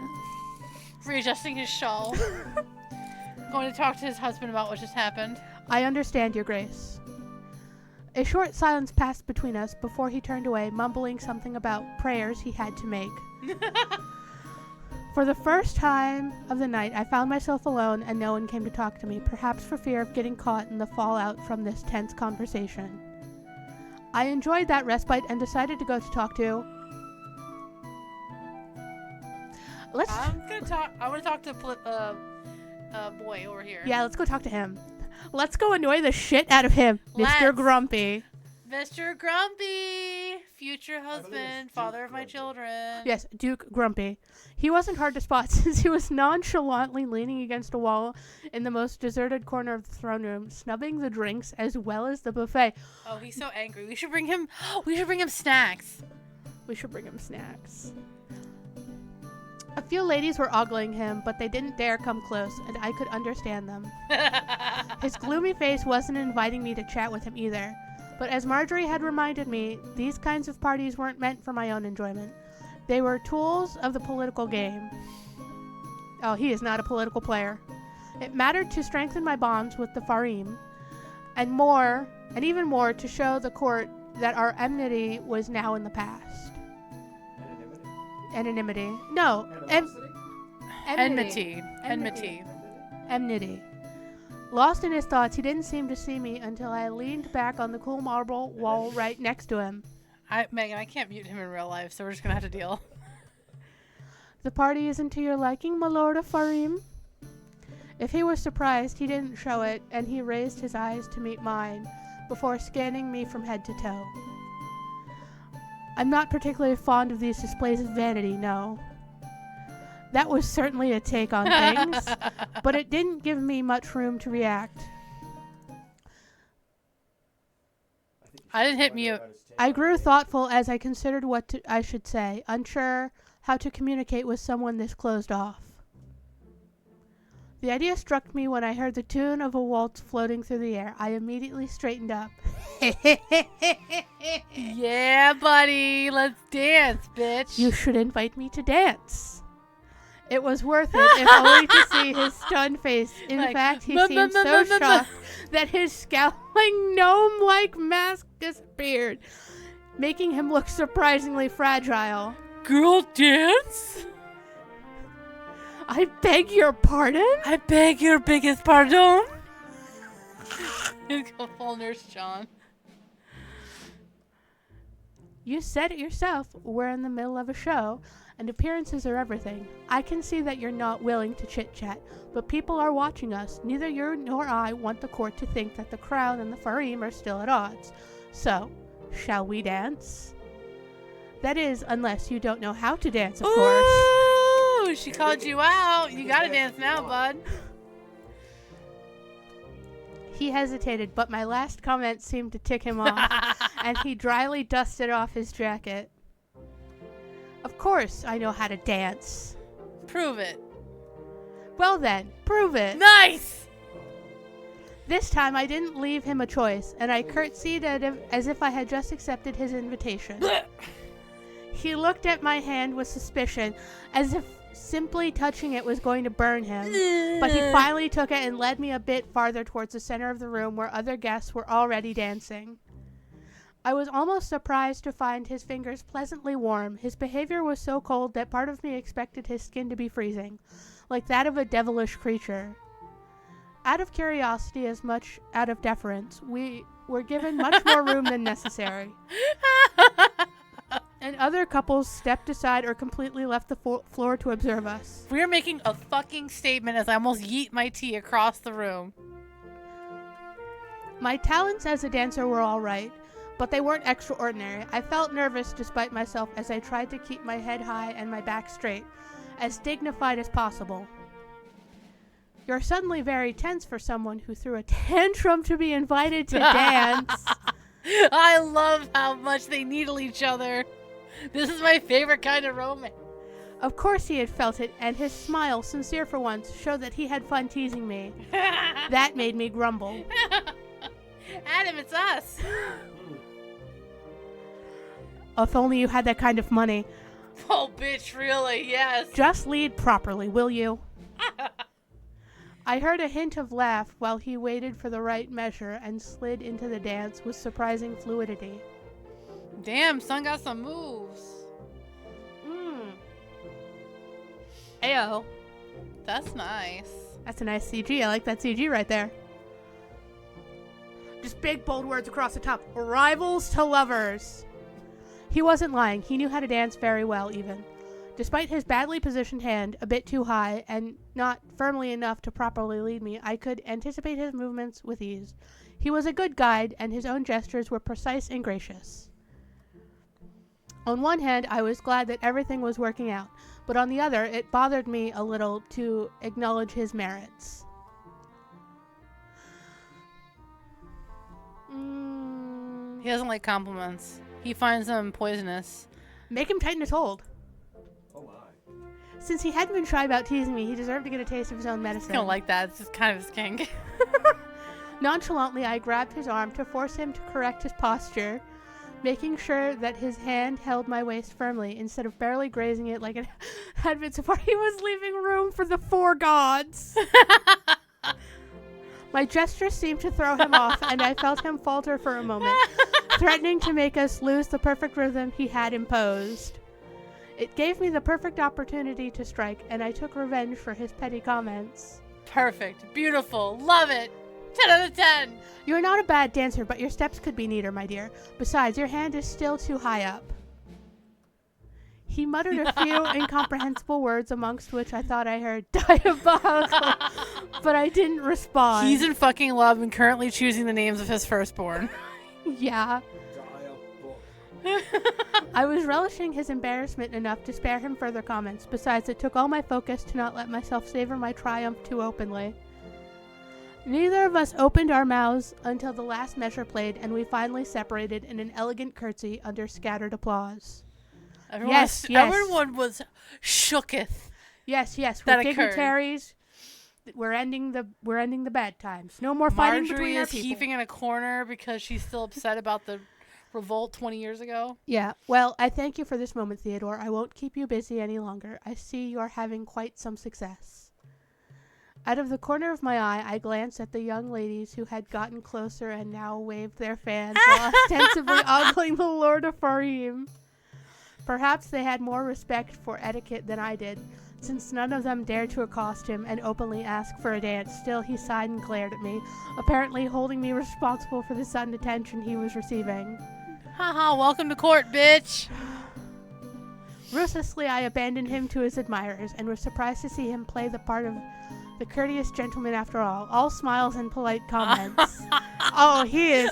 He's gonna get me back later. He hates this Oh, now. he's getting buried in dances. Like he is seething under his skin. He didn't want to do anything. He just wanted to be pissed off in a corner alone and nobody bother him. And stare at the new empress. And then just judge everyone. And now he's being forced to fucking dance and socialize. Ugh. God. Okay. Clearly, I was the only one for whom he refused to make such an effort. That means he likes you. He's not picking out the names of his second-born. Spring, day 37, afternoon. Damn, this is a long-ass chapter. You want me to take over for a minute? No. Your Grace, as you surely know, an essential task that comes with your role as ruler is to listen to your subjects' petitions. They've accumulated since your father's death, and even before. He was never very fond of that duty. Now that you've been crowned, you'll need to dedicate them a fair share of your time. Oh god, of course our dad couldn't be bothered to fucking do anything. It's especially important because the other advisors and myself have gotten used to lodging petitions on matters that require your attention, but do not fit into the council's agenda. We should have it explained to us. Because we're babies. Explain to me. All of this is very new to me. I won't say no to further explanations. Petitions are matters that require your informed judgment, whether they pertain to trials, grant requests, or other various issues. The other advisors and myself are usually tasked with submitting them, but we may also pass on requests coming directly from your subjects. I divide them into two stacks, urgent affairs and current affairs. Of course, urgent affairs must be attended as soon as possible. I've added an exclamation mark to the stack for more clarity. As long as all urgent affairs haven't been dealt with, I won't give you any current affairs, so as not to distract you with futile matters. As with everything that requires your input, petitions may necessitate the mobilization of certain resources, but don't forget that they can also offer opportunities. Good decisions can turn out to be quite lucrative.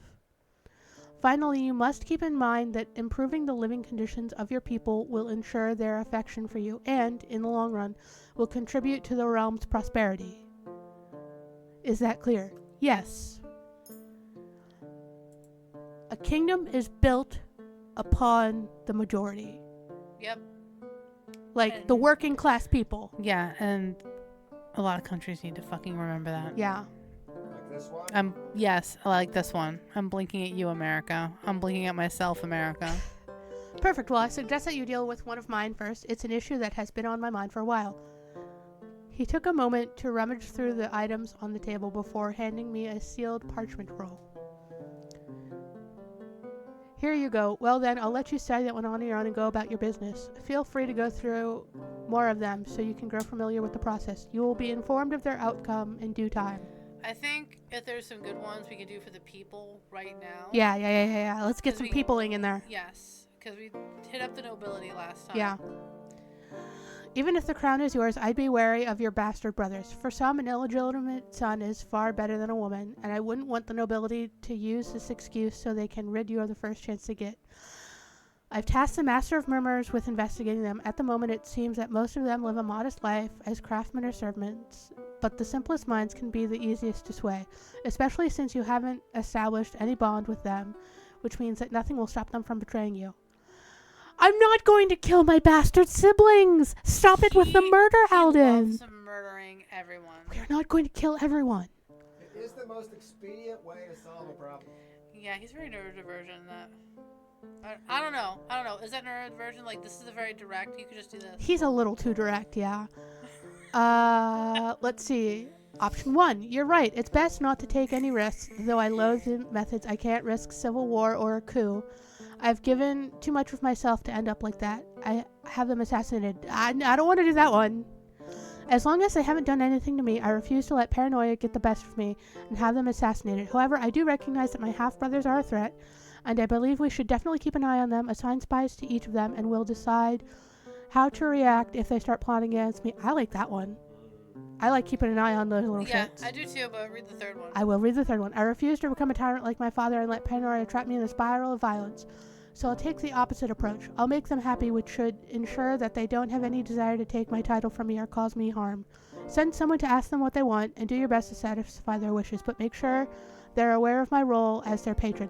I don't like the third one, because like we did that with the guards, and the guard was like, I'm blackmailing you, and then we had to gank. So Alright. I suggest number 2. Okay, let's do 2.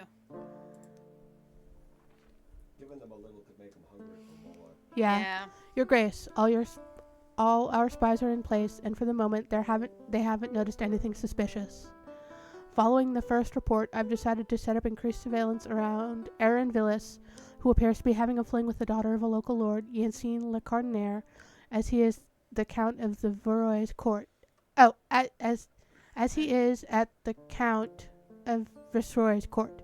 I'll keep you updated on the situation's evolution. Okay. So, that one asshole who doesn't like women, one of our half-brothers is having a fling with one of the ladies of the Yeah, court. because he probably wants to take us out and put him there. Because he'll Yeah. probably easier. Okay, to so we control. want to break if we get that option, we'll want to break off that fling pretty harshly. Alright, so policies, petitions. Let's go to petitions next. Petitions for the people, right? Yes, Your Grace. The scholars would like to expand the Academy of Astaroth in order to welcome more aspirants. Their numbers grow every year, and besides, the Dean would like to extend the duration of some training courses as our knowledge in some fields has deepened and become more detailed over time. Ooh, I like that. I do like that, but I want to know if there's an admission fee. The scholars have raised the required funds thanks to several generous donors, but since the Academy is located in the very middle of the capital, I don't like that. What if we set up a satellite campus? Can we set up a satellite campus somewhere a little further out? With her. Hippo campus. Robbie, my guy, my dude, Papa. We can't just I'll burn down some shops. Okay, option 1, displacing a few stalls and lodgings is a small price to pay to expand our academy and thereby increase the There we splendor. go! Satellite Academy, option 2.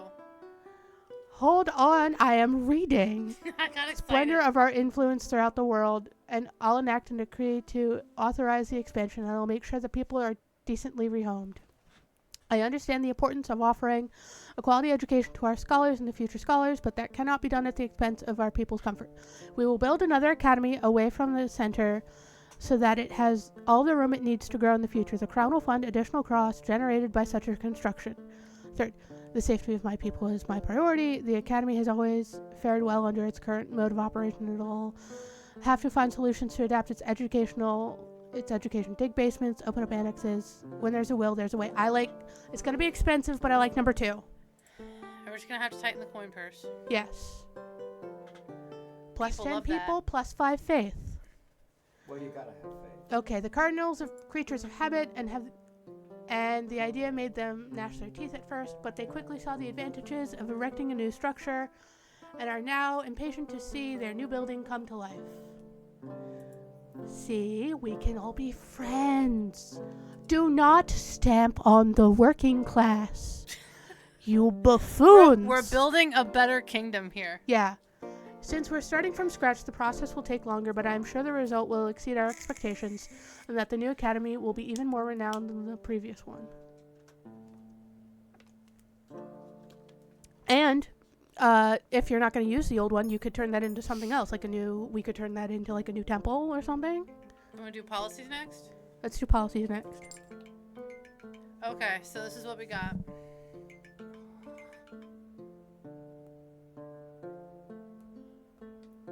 Such a pain in the ass to do when there's anything else open. I was staring at him because his phone dinged, and I wanted him to know I knew. New Jersey knows. Okay. Interesting. Low offerings, people don't like that, so I guess keep it at moderate. Yeah, keep it at moderate. We don't want restricted trade. Active diplomacy. That's not worth Yeah, people. let's not. Let's see what we got. We got +0 people, +10 nobility. I think let's. Do we want to go over to farming? What does farming give us? People and resources. Well, we said we'd do people next. Yeah. So, Well, what does the middle one give? Oh, that's -5 people. And farming doesn't give us any people. But crafts give us... No, let's not do free trade. Well, what does free trade give us, actually? 5 nobility, 3 money, and it's -2 resources. But we bumped up our resources for our farming. So it'll still be a +1 How does resources. free trade give you more money? Because you're not controlling it. Like, foreign traders can freely come to sell and buy in Calidia. You're not restricting it. It's like full capitalism. See, I don't want to dismantle... Yeah, I don't want to do anything with the army. We don't really need them right now. You just maintain them. At least, do we want to go to... Army. How are we feeling about cordial? What does cordial give us?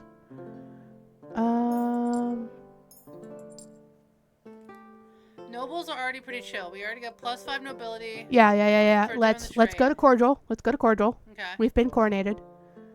And we are in exchange for only being cordial, we're not doing important export taxes at the moment. Yeah. Yeah. So I think we can do that. I think we can do that. I like this. Alright, we're good with this? Yeah.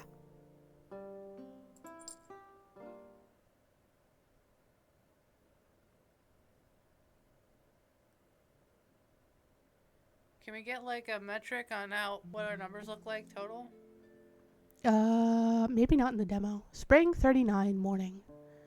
I was truly glad to be Empress now, but as I had expected, I hadn't a single moment to myself since my coronation.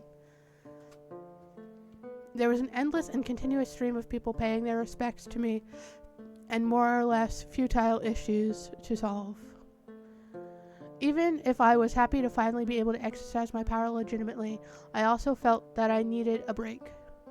Thus, after taking care of the most urgent matters, I had decided to take a moment to relax in the gardens. Let's go to the gardens. Taking a breath of fresh air seemed like the best way to replenish my reserves of energy, especially since the weather was lovely. I feel like Asha will be here. Yeah, I think it said that too. There she is. I aimlessly walked along the garden trails, filling my lungs with clean air, when I saw Asha sitting on a bench, her eyes closed, her head thrown back. She looked so peaceful that I wondered if she was sleeping, and I approached her as stealthily as I could, trying not to wake her up. My spying talents must have been rather unimpressive since she heard me and opened her eyes to look at me. With a smile, she politely bowed her head. "Good day, Your Majesty. Are you here to take a sun bath as well?" She unceremoniously motioned to the bench, inviting me to join her. Although I was surprised by such familiarity, I was still tempted, and I sat down on the smooth wood comfortably warmed up by the sun. It would be a crime to have such a beautiful garden and not to want to take advantage of it. I can only approve. This is my favorite spot in the palace, alongside the library. I softly smiled at her, letting a lazy silence settle between us until I felt the need to start a conversation. So, tell me, do you enjoy Killadia? It's a beautiful place, but as beautiful as it may be, it only reminds me of how much more beautiful my island is.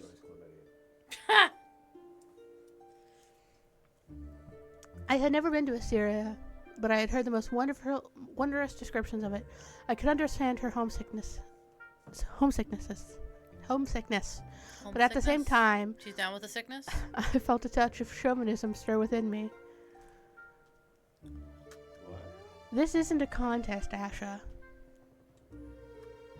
I had said that in a joking manner to hide my scowl, but she didn't budge, showcasing once more her talent for subtle backtalk. That's good, because you would lose. This would have annoyed me for most people, but her pert little expression simply made me want to play along, and I replied just as mischievously. If you're feeling so homesick, I can always send you back. And deprive you of the only person with a sense of humor in your court? I highly doubt that, Your Grace. I love her. Robert, I will replace you with her if you do not learn how to be nice. Especially since this palace is in dire need of feminine presence. The ratio would crash. Were you to send me away? That's true. Girl, you are the only other lady here, other than my aunt. Her remark made me laugh, briefly but openly. If what they say about Assyria is true, I suppose it must be strange for you to see so many men holding power. Oh yes, and it just comforts me in the certainty that we've done right in letting the women rule. If only the rest of my people could hear what you're saying. You think your gender might stand in the way of your rule? Obviously, don't forget I'm only here because my brother is dead and my father never remarried. I've been crowned, but I know many people still doubt my ability and my legitimacy. And yet, do you feel up to the task? I definitely am up to it. There wasn't a hint of doubt in my voice. My entire life had been built around this rule that was now mine. Asha seemed deep in thought. Have you been preparing yourself? To the best of my abilities, yes. I've read many books, on many different subjects. I've listened to my elders' advice, too. But, well, there isn't exactly a course organized by the scholars for all this. There isn't one? Really? Where I'm from, potential future queens receive a very strict education from an early age, which is destined to make them the best possible rulers. Everything is planned for. And even if you follow that curriculum, in order to be crowned, you still need to undergo a whole battery test supervised by the matriarchs. A queen can only be appointed once she's proved her discernment and her value. Damn. Impressed with a system that was completely strange to me, I took in the information with curiosity. Robert will be pissed if we institute any of that for any sort of noble position. I think he secretly wants to dance naked in the moonlight, worshipping a snake goddess. I think maybe his position means he can't marry, and especially can't marry men, and that's why him and Alden aren't together. But they are together in their hearts. And do you think that's effective? Megan, I will fucking lose my mind if Robert and Alden are in they love each other, but they can't get married. And then we just you know what? Anyone can get married. Yeah.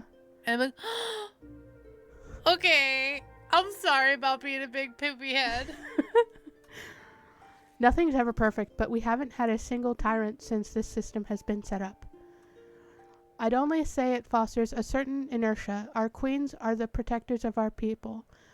To fulfill that duty, they abandon their names, dedicate themselves to their task, and follow that long training which shapes them. That preserves us from the ambition of a single man who could decide to satisfy his thirst for power at the expense of others. But when you look closely, none of the 12 queens of the kingdom particularly stand out. Well, I do appreciate the girl bossery that is happening here. You can't be blinded and just say that one gender is supremely better than the other. You can have queen bitch tyrants just like you can have dickhead tyrants with a penis. I just want to say that. Yeah. Sensoria, I love your energy. Don't go too far in the other direction. That's But I think that's what the thing is. okay. It's like they're As long showing as a the different intent position. is like she is so far in the other direction. You have to find a balance between the two. Well, that's what it is. This kingdom is so heavily patriarchal, and the other kingdom is heavily matriarchal. Okay. Her analysis seemed thorough and far from the simple chauvinistic admiration that I had initially suspected of animating her. That prompted me to take some time as well and ponder before answering. I see. It's true that rains on the continent are often eventful. But I do think that sometimes a strong-headed leader with a distinct personality is what's best to guide a nation in a time of crisis. As I've told you, Your Grace, nothing is ever perfect. And I wasn't trying in the slightest to cast doubt on your reign to come, if that's what you were thinking.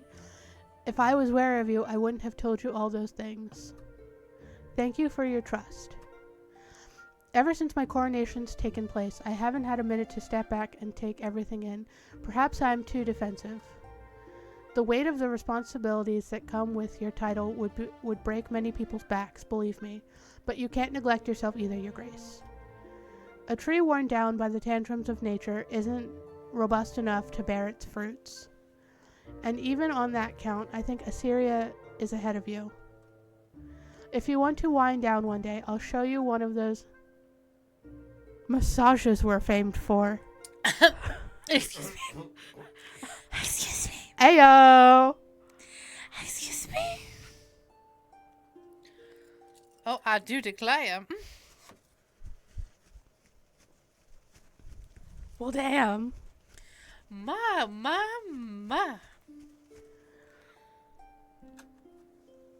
A malicious spark flickered in her eyes, coupled with the slightly husky tone of her voice. It made me blush. Girl! Girl! Got a wet ass. Meow. Whoa. Meow. Whoa. Megan the Stallion would like to know about this massage. Eager to hide my embarrassment, I took refuge in humor. If you weren't a woman, I'd have sworn that you're propositioning me. Girl, she's a lady, she is propositioning you. I was definitely flirting with you, Your Grace. We could do that again if we tried. Oh. Her frankness took me aback, and I found myself stunned silent. This is it. This is the real reason Robert's so mad. He's like, I can't have these gay thoughts for Alden. You're not good enough for my daughter. I still like to think that Robert sees her as his baby girl.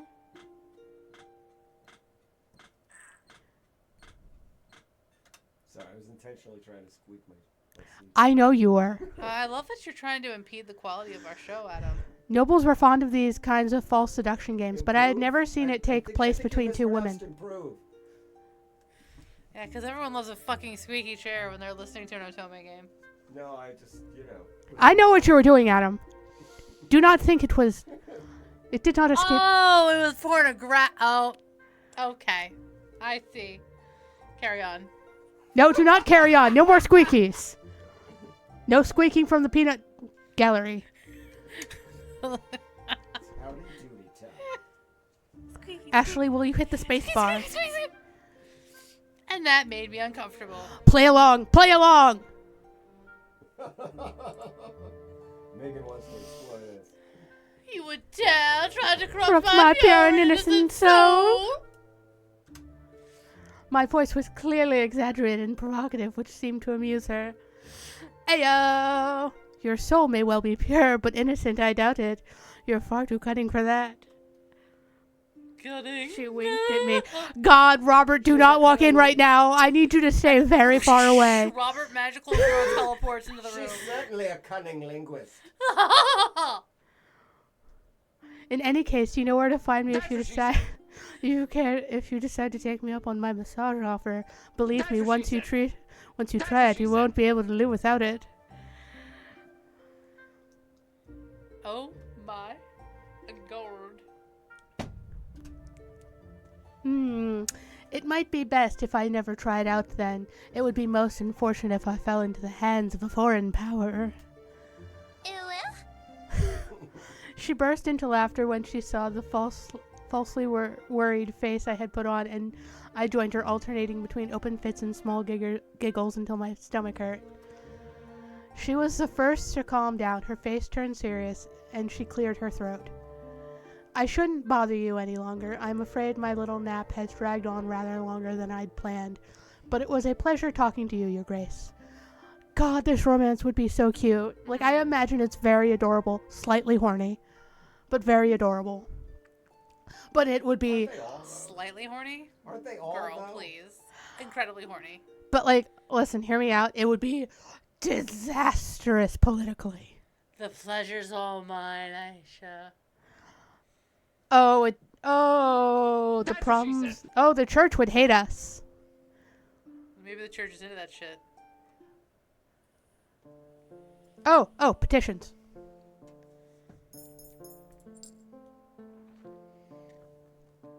Your Grace, we have noticed that a few of the beams holding up the servants' quarters are currently rotting, and we're fixing them immediately. The situation can still be salvaged, but if we let the mold spread, the beams will surely give out, and the ceiling might fall down, which is why they're fixing them immediately. I think we should act quickly. Leon of Valador. Listen, Leon, I hate you, but I don't hate your servants. They are not you. I understand how important the issue is, but it's not a priority at the moment. We'll take care of it later.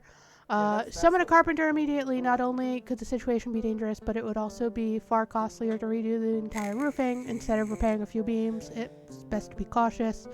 If the issue stems from mold, doing maintenance will only temporarily solve it. The new beams would end up molding too. Summon a scholar specialized in that field. Ask them to identify the source of the problem to get rid of it for good. I want the third one. Yeah. We gotta fix that shit. You gotta keep your mind. You gotta keep sharp on that. Ooh, plus 20 people. Fuck yeah. Your Grace, the scholar that you mandated has come and treated the moldy beams with rituals and a mixture made of various powders. That should stop the mold from coming back and finishing off the weakened beams. To be on the safe side, we have decided to treat the entire castle using this method he taught us. It will take a few months, but I think it will be worth it. We saved a lot of money doing that. Yeah, we did. Is that the guy that hates women? Yeah. Alright, like, oh fuck, that was actually cost effective. You're welcome, motherfucker. I think I'm simping. Petitions. What did I say? I said petitions. God. We don't need to change our policies right now. They're okay. Your Grace, the guards have finally caught the thief who had been looting Asarak's great fair for a few months now. It turns out the thief wasn't a man as we suspected, but a woman, and a tough one at that.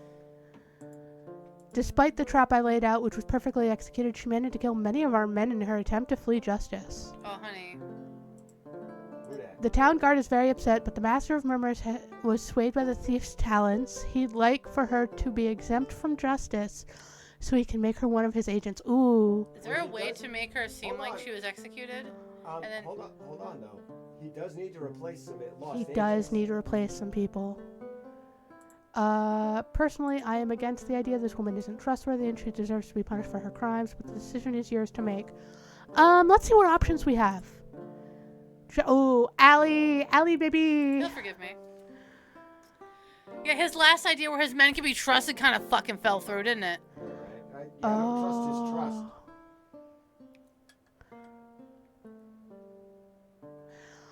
The Master of Murmurs knows how to spot rare talents. If he wants to train her, then this girl must truly have great potential. We always need good agents to serve the crown. It seems a waste to let her talents rot in a cell. Give a few coins to the families of the deceased. That should be enough to ease their bitterness that the guilty party will escape judgment. Even if I don't doubt the girl's skills, I wouldn't want to exempt a thief, worse, a murderer, from justice. The law is unwavering, and I believe it is important that we all remember that. She'll be punished for her crimes, and the souls of our dead guards will finally be able to rest in peace. They're dead. They're not going to be coming back. This way the family gets paid. And we lost people the last time we trusted Alexander's That's fucking fair. instincts. That's fair. Alex won't like it, but Alex needs to fucking suck up because his guards are not as infallible as he fucking thought they were. Sorry, Alex. I love you, baby. Ooh, +5 influence. We lost 10 people, but we got 20 people in the last policy. Your decision to let me take Minerva under my wing was wise indeed. She is even more talented than I thought. All she needed was structure and a goal, 2 things I have provided her. I still have to perfect her training, but I do not doubt for a second she will be a remarkable asset in the future, Your Grace. Good job, MM. Petitions. We're just petitioning it up. Yep. Your Grace, forgive me for bothering you with such trivial matters, but I am in need of your impartial wisdom. 2 farmers from my village. Alright, we got a word problem. Girthanok and Raparza, who own adjoined land, have been harboring a burning hate for each other for years, but as of late their scuffles have escalated to a troubling extent. Raparza has just poisoned all of What the fuck, bro? goats. He claims that he did so in retaliation of his neighbor's actions. The latter appears to have deliberately led his goats onto his neighbor's field so that they could graze on it and destroy part of the harvest. During his interrogation, Gethanok claimed in turn that he was taking revenge for the destruction of a fence, and so on and so forth. It never ends. It's impossible for us to determine who started the fight, and tensions show no signs of subsiding. Build a fucking wall. Move their farms. Either move your farms or build a wall. Okay. Fadilla, our priestess, has tried many times to act as a mediator, but to no avail. My sermons are just as useless. We've tried appealing to our Lord's justice, but he has been away from his lands for a few months now. No proxies. Adam's been hanging out with the advisor too much. He just wants to kill everybody. You know what? We don't need to kill him. We need to put those 2, specifically those 2 men, in a room. No weapons, just fists. Trial by combat, no proxies. Trial by combat, no proxies. It is out of desperation that I dare bother you, Your Majesty. I am convinced that you alone have the authority required to instill some common sense in these 2 idiots. Yeah. Thank you, Harazak, Mayor of Osborne. We will get this shit sorted. I don't have the time to solve petty squabbles, find the local lord, and tell him to take care of his ridiculous fights, which seem to worry the mayor very much. Since it's impossible to know who truly started the fight, we'll have to turn to the gods. Tell the priestess Fidela to flip a coin in order to determine which of the farmers should be punished. Thus, Mirde will speak. Once that's done, make a severe example out of the guilty party. No. No, it doesn't matter who started the childish squabbles. They're both at fault for escalating them. Tell the mayor to punish them both. Perhaps spending some time in prison together will help them see eye to eye. You know what? Third one. They can duke it out in the prison cell. Put them in the same cell. We lost 5 people, but we got That's 5 fine. goods. Your Grace, I have done as you asked, and deeds that seem during their time in jail. Reports and Getharak have found common ground. Their resentment towards you. Hey. You know what? That's fine. I started fearing that their grudge might lead them to try and cause you harm, and I have kept a close eye on them. However, I can assure you their ludicrous plots are nothing for you to worry about. I'm not worried about 2 dipshits. At least they have made up, and their farms have never been more flourishing. 1,000 thanks, Your Grace, for taking the time to shed your wisdom on this affair. Listen, that's exactly what they needed. They just needed a bigger villain. And I'm a villain that they cannot touch. And if they can touch me, Alexander and the Master of Murmurs... Okay, alright, okay.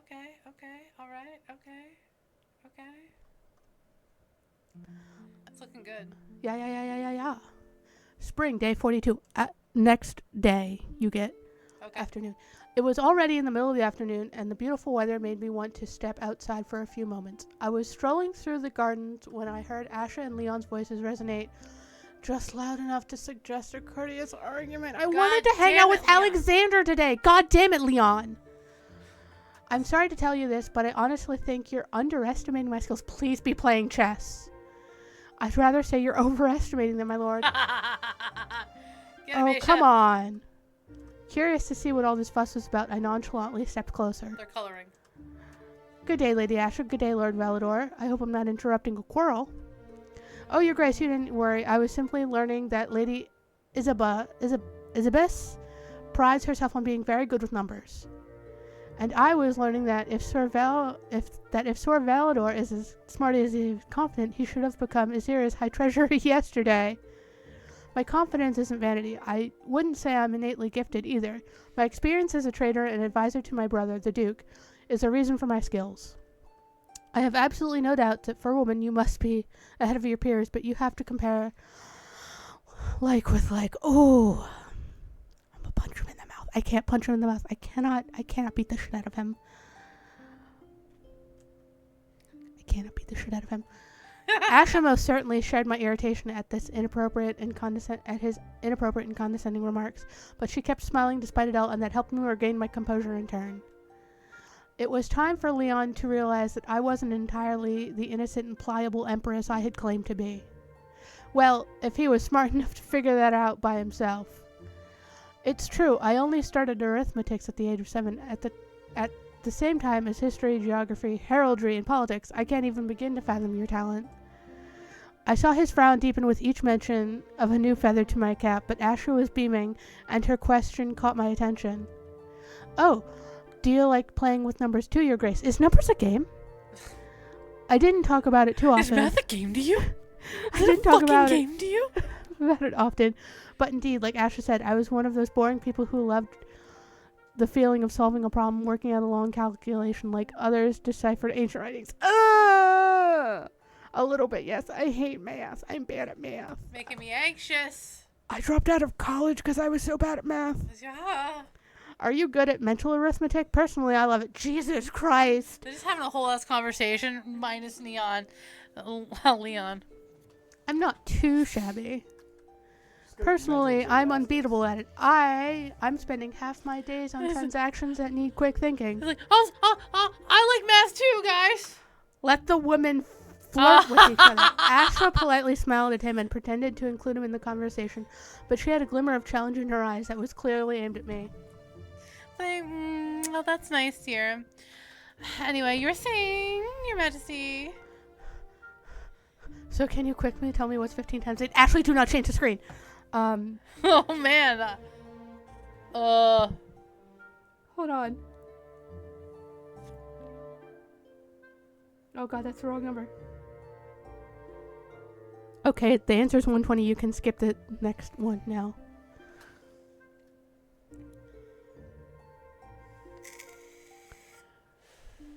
Okay. Oh, her question surprised me. I forgot we had to read. Her question surprised Yeah, me. I got it. You can move. Her question no. surprised me, but with the right method, the calculation wasn't very complex. It didn't take me long to answer. 120. That wasn't very hard. True, but everyone needs a warm-up. I wouldn't want to give you a migraine, my lord. Oh my god. He nodded, and the hidden jab that he had failed to notice made me hold back a giggle while my competitive... Shut up. Giggle. While my competitive spirit was getting fired up. I have the calculator app opened on my phone so I can know too. Not only would it be marvelous to beat Leon Valador fair and square, but my pride would never recover from a defeat, but I also felt that Asha might be a formidable adversary. Shush! Which Keep it up, we're gonna make you read. Made me want to proceed with the game even more. What's 22 squared? Okay, 22 squared is 22 times 22. That's 484. Nice. She didn't hesitate for a second, and I quirked a brow in curiosity and admiration, all while going through the maths in my head to conclude that her answer was accurate. But how? Without leaving a single second for Leon to recover, Asha immediately pressed on with the challenge, her eyes trained on me. God, they are flirting in math. 7,848 divided by 12. 7,848 divided by 12. Can I do some long division? Is 654 if I put the numbers in right. It took me several long seconds to reach result, and Leon beat me to it just as I was getting there. 654. This time, it was our turn to be surprised. To my great shame, I had been convinced that he simply liked to boast, and that he couldn't hold a candle to either of us. I promised myself not to underestimate him going forward, and he asked another question, raising the bar, and so on and so forth, until after the 10th round, we almost needed minutes to solve the calculations. God! Oh my god, are they bonding over math? Oh, we did this to ourselves. I think if you'd chosen a different path, you guys probably would have had to do the math problems.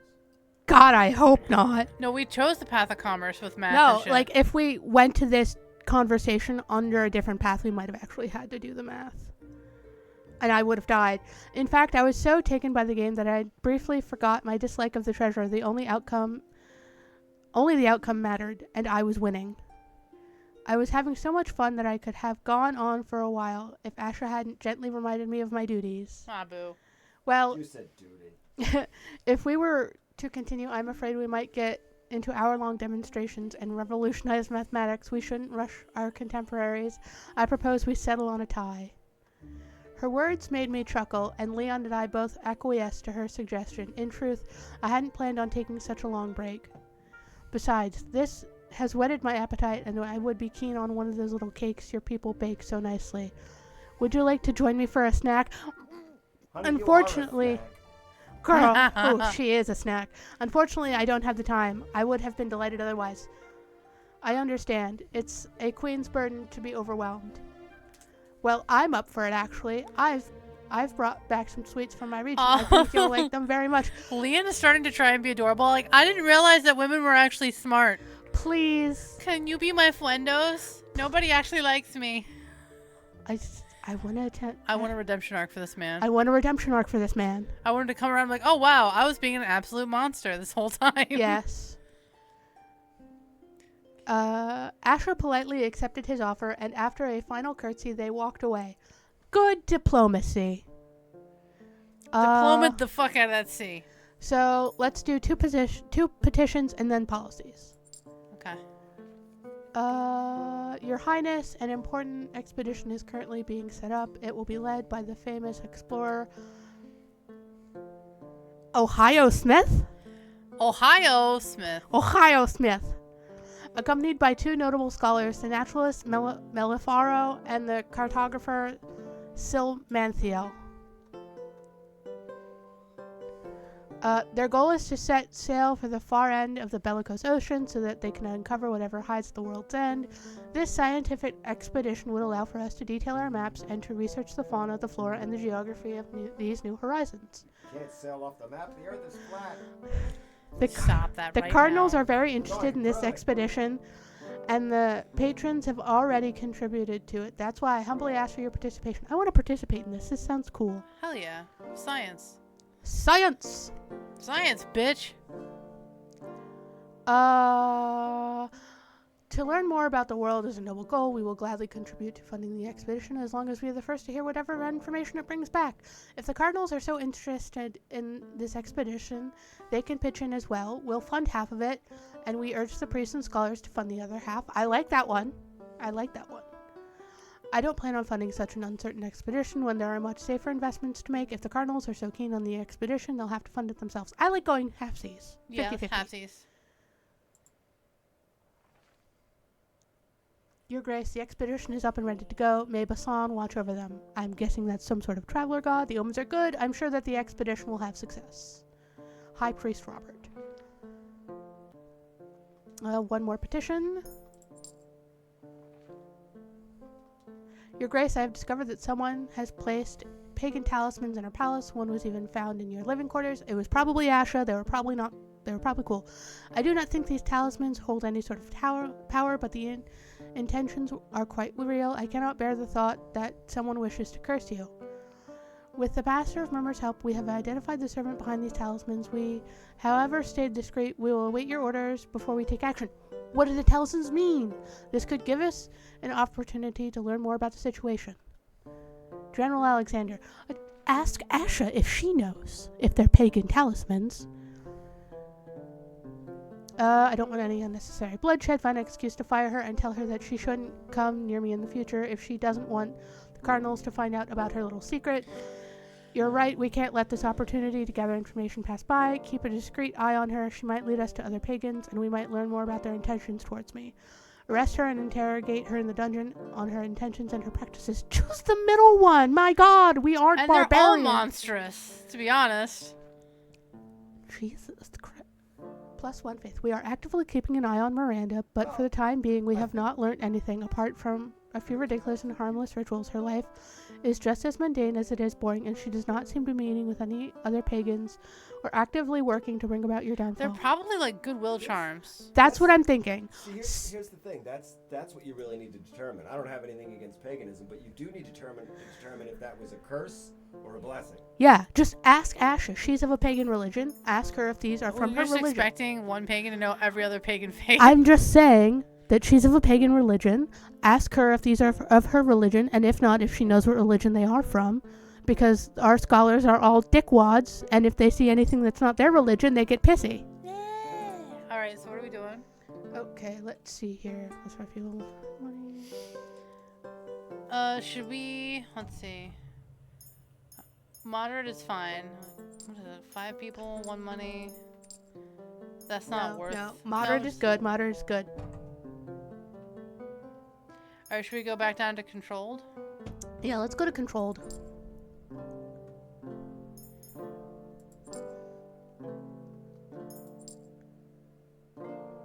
Crafts or Or farming?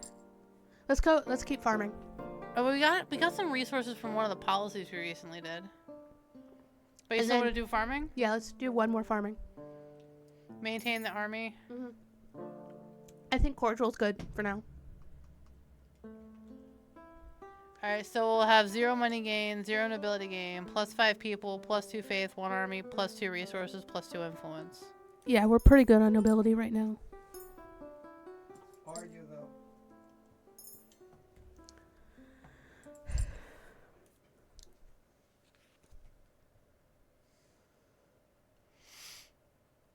And it's important that we just stockpile resources for upcoming winter. Yeah, yeah.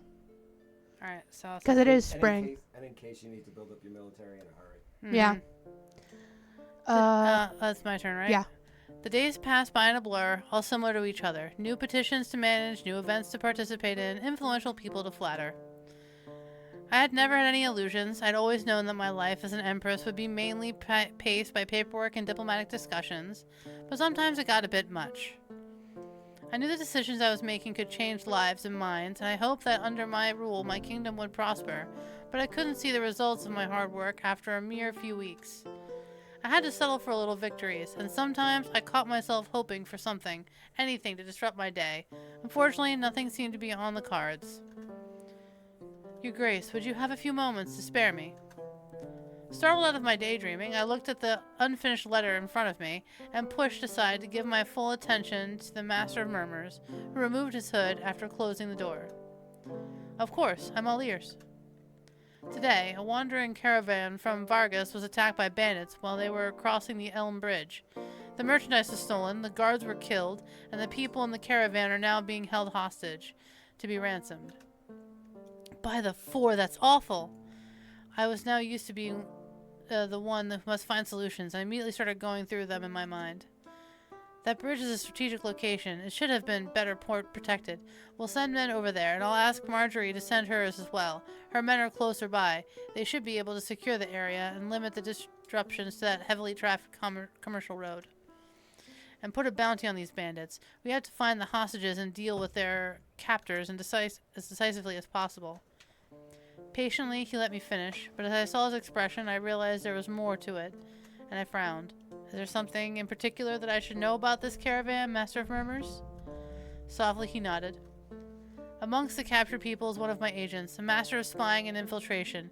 He had been in Vargas for a few months to keep an eye on a family of nobles, and he was urgently coming back with some vital information. Does it have to do with my father's assassination? Do you think Vargas is guilty of it? No. At first glance, there's no connection. Your father's assassination is still under investigation, even if I have to admit that at the moment we're somewhat stalled. Then what is this about? That's precisely the issue. I don't know. Apparently, it was crucial information. My agent has always been excessively prudent. He feared that his mail might have been intercepted, and therefore he was reluctant to send me written information, even if our messages are always coded. So you're telling me that one of our spies, who infiltrated Vargas, has been captured not far from the border where he was coming back with information of the utmost importance, and that you have no clue what that is? Finally, now that the 4 had decided to grant my wish of a little more excitement, I started regretting wishing for it in the first place. The situation did not bode well. That's correct. Like you, I do find this coincidence suspicious, but we can't be sure of anything. If they just wanted to cover their tracks, they could have simply killed him right there, and then, as well as the guards. Maybe they just got rid of the body? We can't exclude that possibility, but we've received a demand of ransom addressed to his family, like the other 4 hostages. I don't know. Well, in any case, we have to clear up the situation quickly. Do we have other agents stationed in Vargas who could try to learn what our spy knows? A few, yes, but I'm afraid that they won't be discreet enough if they were to approach the same people. The decision is yours to make. I know it's dangerous, but we still have to try. It's far too dangerous. We better play it safe. The agents should stay at their current posts. If they're not going to be discerning enough. Yeah, they're just going to blow the cover and then it's Yeah. going to become a diplomatic thing. Like, why were you spying Yeah. on us? It's better to play it safe. We don't need to start shenanigans right now. I think there'd be a safer choice indeed, Your Grace. Even if I'm dying to find out what it all was about. What shall we do with the bandits? I took the time to think and we weighed my options before making a decision. Do we have any information whatsoever on these bandits? If they are who they pretend to be, they've been active all over the territory and always follow this pattern, but we know little about them. For the time being, we have no idea their whereabouts or what their leader is, or who their leader is. Are they trustworthy? I mean, once the ransom has been paid, will they truly release the hostages? So far, yes, they've kept their word.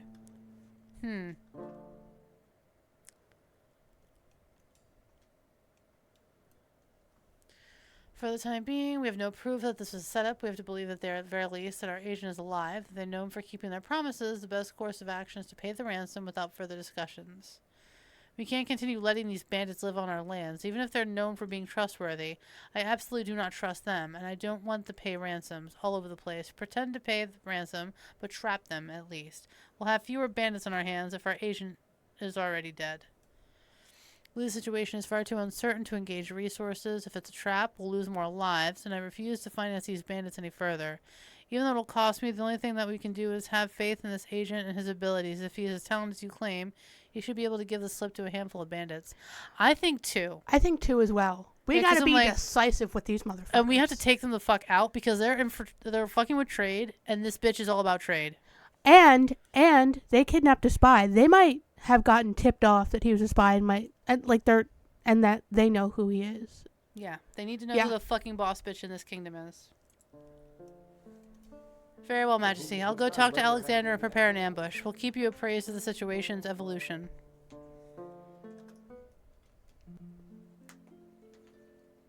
Day 59, afternoon. We'll see what happened. Your Grace, even though it's been carefully planned, I regret to inform you the ambush was a failure. Fuck! Bandits were well prepared, and when they spotted us, they started killing the hostages and running away. Fortunately, your agent is resourceful, and he managed to escape. I'm bringing him back to the castle right as I'm writing this report. One of the bandits is dead, but the rest of the group managed to flee. I desperately want to make them pay for their actions and pursue them, but again, the agent claims that his information is urgent and vital. You must absolutely meet him as soon as possible, Your Grace. We're gonna hunt down these fucking bandits. Oh, we are. They've killed hostages now at this point? You're fucking done, son. They're done. They're done. Unable to sleep, I got up to take in a bit of fresh air at the window. As much as I told myself there was no point in speculating before I got the spy's report, I couldn't stop the foreboding I felt. Do not negotiate with bandits. And I was about to be proved right. We Everything's gonna be finished the fine. demo. Hey! Oh, we got that one under fucking 3 hours. Go us. Meow? No? Game? Hello, Game? computer. Game? Well, that was an unceremonious end to the demo. Oh. The game's not responding. I think that Oh, might be that's the fun. problem. Well, I guess I should put up another screen anyway. Oh, I don't know. That black screen with the treasure chest is working, I think. It's serving. Your computer's just like, no, fuck you. No, I'm gonna blame the game on that one. I mean, it's a demo for a reason. It's not full. Alright, we're just gonna transition over here. Okay, so that was a game that we played. Ashley, you might want to switch the screen on. Well, no. So Hmm. I can see the big screen. Well, you're not gonna. You want. Okay. You're gonna see this. There's just nothing there. It's just a placeholder, so there's not a black screen. I like the demo.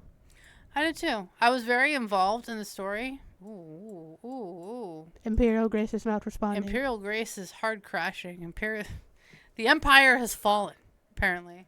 Yeah, apparently we failed so hard we crashed the Empire.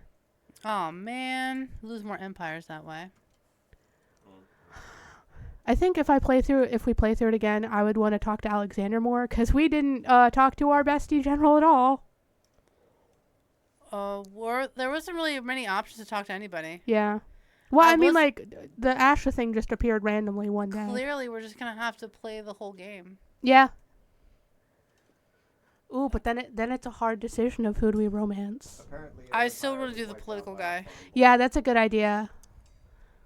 I do kind of want to watch the Empire crumble when we like marry a woman who's a diplomat to another country. Oh, it could work. Yeah. Oh my God, we'd rattle so many cages. Oh, Robert would leave his position. Even if we let him marry the Alden? Yeah. Now hold on though, because their religion is the four. Their religion is the four, and then Which makes them pagan. No. Because it's polytheistic. Well, pagan. The origin of the word pagan is sort of like. I think it was like wild or something. It meant Country. non-Christian. Country. Generally nature-based polytheistic religions. Yeah. I think what they're saying is that their main religion is the four, and that's sort of their Catholicism. And then, besides that, like Isaria has its own religion, and they're big butthurt about it. It's like, Middle Eastern countries way back when had polytheistic religions. Like, let's say Isaria is Egypt and Caladia is fucking Italy. Mm-hmm. They have two completely different religions. Yeah. And the Romans considered other religions basically barbaric. Like, their depiction of the Picts is just like painted feral men. We were kind of feral. Running the battle naked. Covered in war paint tattoos. We're kind of feral. Yeah, I love the story of Boudica. Boudica? Boudica? One of them. But things I appreciate about this game that we haven't seen in the other demos that we've played so far. Boss bitch. That's also a plus. But also, you can create your own character. You create your own MC. And like, I totally get that it's a really difficult thing to Most of the games you've played, it's like you got Esokide, so it's all fish out of water, or Yeah. you're just like Turn on your mic so we can actually hear you. Okay. or you're like some mousy whatever, but yeah, who's being pushed around by gods. Yeah, I really like the It's the first strong time female you've seen character aspect of this. This is the first one you guys have done where it's a strong. The main character is like a strong in charge person. Yeah, even when it's a villainous thing, it's like, oh no, they think I'm a villainous and I'm bad. I'm actually a good person. Like, no, I want you to stab someone. Cut a throat. Stab a bitch. Adam, I'm putting you on the screen. Don't put me on the screen. I'm putting you on the screen. Oh, dang it. Well, you're under her boobs, so there's that. Yeah, it's I mean, your what? happy place. You're right under the cleavage. Leave it to cleavage.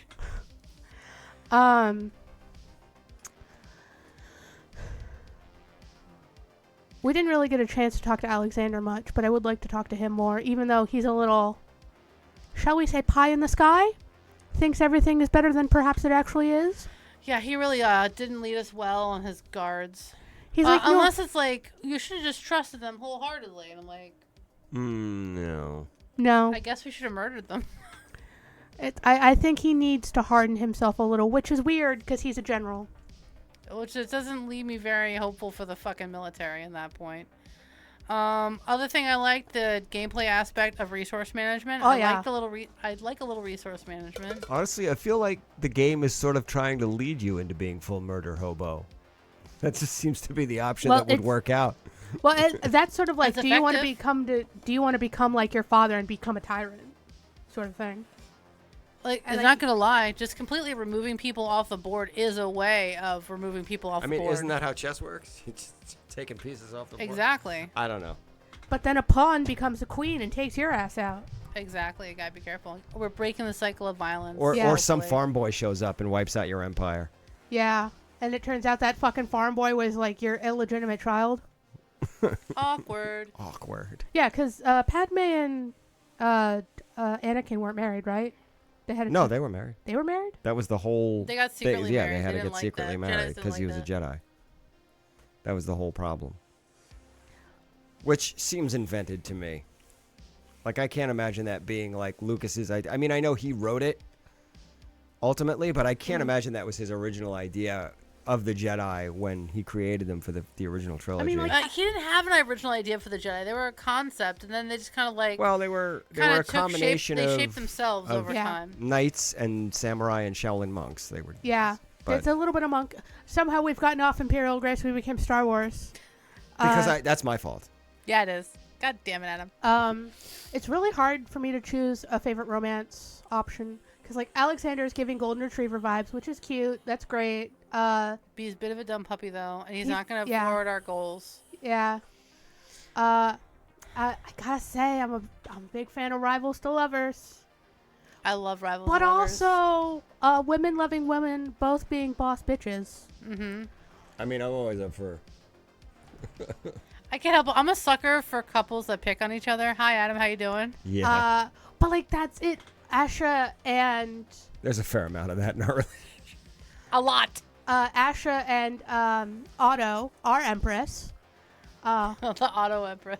Otto, It's It's the the funniest. Auto Empire. It's honestly just the funniest and kindest way to call somebody out on their bullshit is to Yeah. just Like- humorously poke at each other. Yes. but like Asha and Otto also have that.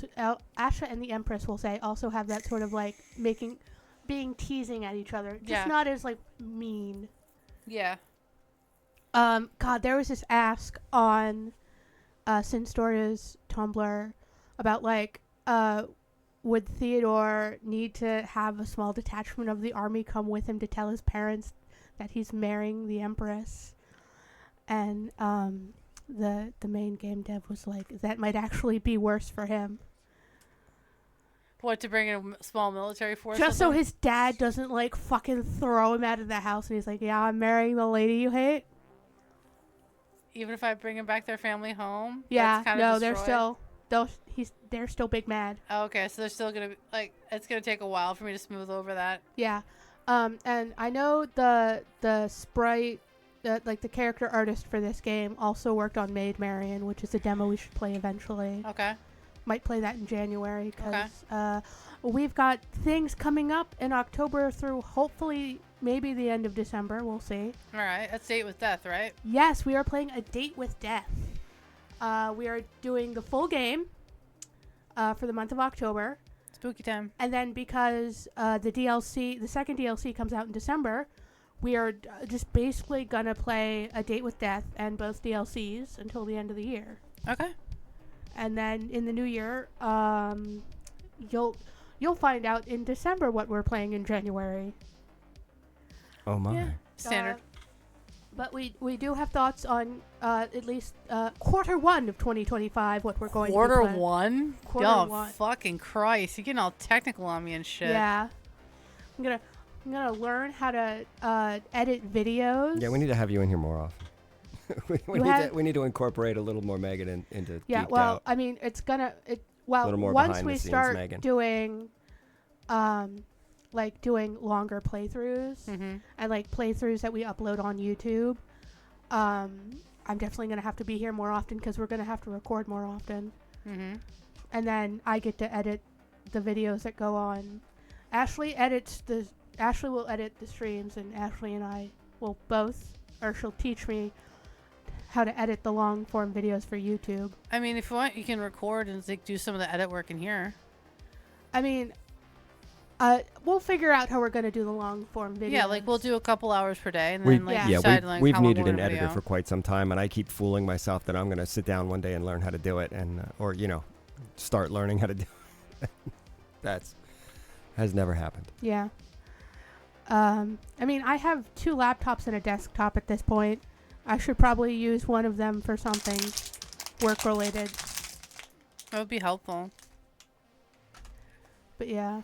I bought a $1,400 laptop. I should use it for something. Use it for Yeah, video you editing. should. That would be good for you. I mean, it's a beautiful laptop. It's an all aluminum case. Very nice, very nice. Milled aluminum. Is that the one you built? Or did it come pre-built? It came partially pre-built. I put in the RAM and the storage, Okay. and then I put the uppercase on it. But you can, like, take it apart and replace parts in it? Nice. I like that. Yeah, it's a framework laptop, so it's designed so that even a layperson can be able to, like, open it easily and fix it. Oh, sweet. Like, That's you need awesome. more storage? Boop! Put more storage in it. Not that's unusual for a laptop. Yeah, and it the people behind it who designed it are part of the right to repair movement.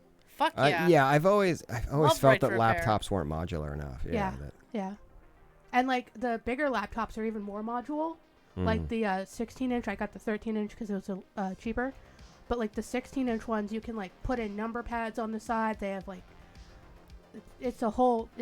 Like you can module. get different frames and stuff. Oh yeah, you can get different bezels and stuff, different colors. Oh, fancy. You can choose what screen type you want. Mm-hmm. People have made like their own version of Steam Decks just out of the parts because they sell all the parts on Framework. Oh, that's Marketplace. That's awesome. I Yeah, don't know what word I was like, going for. I- but that Like was really I cool. watched a video of this guy make his own, basically his own Steam Deck. Mm-hmm. Like he 3D printed the case and everything, Mm-hmm. and he got all the like joystick and button parts. Oh, Ashley, you're gonna have to hard yeah, one of close these that. Yeah. once we're a little more once our finances stabilize a little bit after all the stuff with the Jeep and all that, we need to either fix the old tower so that it's functional in some way or convert it into memory storage. Yeah. I like the idea of trying to convert it into a NAS storage thing. Yeah, I'm fine with that. No, I mean either one is good. We just need to do one or Yeah. the other. We just need the parts. If we're gonna be doing more video editing, hopefully we will be with it. You're gonna need you're definitely gonna need We're more going storage. to need some storage. I've already been looking into more storage Mm-hmm. because I didn't think my laptop would be doing computer editing, so it does. It has like 500 gigabytes of storage on it, but I have a portable 2 terabyte drive, so That'll be fine. you put the video on it and you edit it and you bring You the just video edit one back. video at a time and then just pop it back over. Then I just like hand it to Ashley when I see her next, like, here you go. Yeah, and one of these days, Ashley, one of us is going to have to kick the other one in the ass for us to sit down and figure out that uninterrupted power source and why it's not functioning the way it should. No, man, that was expenditure. Yeah. I think we just haven't figured out how to. It's too high tech for Functioning, my fucking feeble cheese brain. Yeah. We'll get it sorted out. Also, anybody watching this, either watching this when it's up on YouTube or who has watched the stream, feel free to recommend us games you want us to play. Yes. Any developers, too, if you've got games you want us to play. We'll look through them. We do have, like, some things. Like, we have, like, a level, like, nothing too NSF. Like, there can be some flirtations. We can't have full on prawn. No prawn. This is it's got to fall with it's suffice it to say it needs to fall within Twitch's guidelines. Yes. And YouTube's because eventually it's going to go on YouTube. Yeah. But yeah, so I mean, you can make those suggestions either on our Discord or what's your Instagram, Megan? That you've got? My Instagram is Mega_Han_Otome. And you can DM me there about games. Send me, like your itch.io or your Steam or even your Tumblr, your site formerly known as Twitter, even your Instagram, and I'll check it out and see if it's something we can stream. The social media formerly known as Twitter. The social media formerly known as Twitter. But yeah, we are definitely looking for more games. Like I said, we do have up to... Okay, the game finally loaded back up. That's nice. You and 35. Wait, hold on, bring it back. Give it Well, back. I have to fix things. Give me a second. I gotta rearrange screens here. I wasn't expecting the game to come back after like 20 minutes. The game did its math, and we weren't expecting that because we weren't expecting that. And it did a lot. So wait, is there more? Are we not stopping? Or is that back to the beginning? That's actually what looks like some percentages of things. Oh, okay, you get to see your score. Not score so much. Well, as who made the same choices as you, I think is what's going on.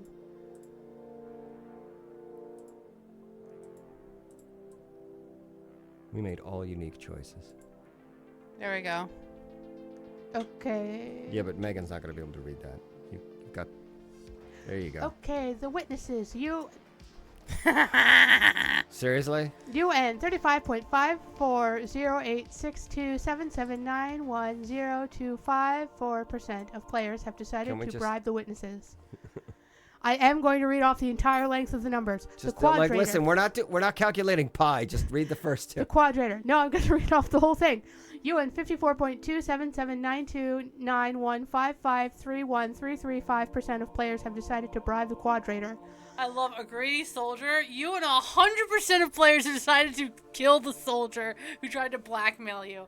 Yeah. That was Assassinated. fucking hilarious. I mean, Bastard Brothers. UN not even like 99.99999 No, ascending. fucking 100%. Fuck that bitch. We gave him a fucking vacation. Given the amount of numbers on all of those, I'm confident in thinking that it is literally 100%. Yeah. Bastard Brothers, UN 41.907863000482339% of players decided to spy on your stepbrothers. Investigation in Vargas. UN 36.858833844804991% of players have decided to not send other agents to keep investigating. The missing spy, UN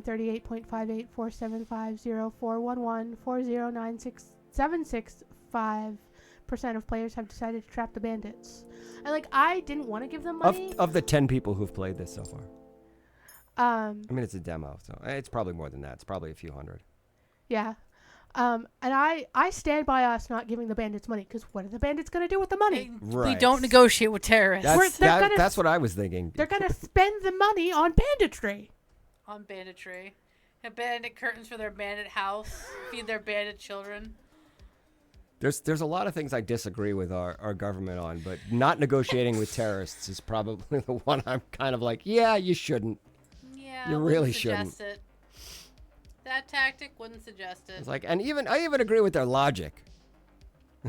It's like, yeah, you're just going to encourage it. Yeah, absolutely.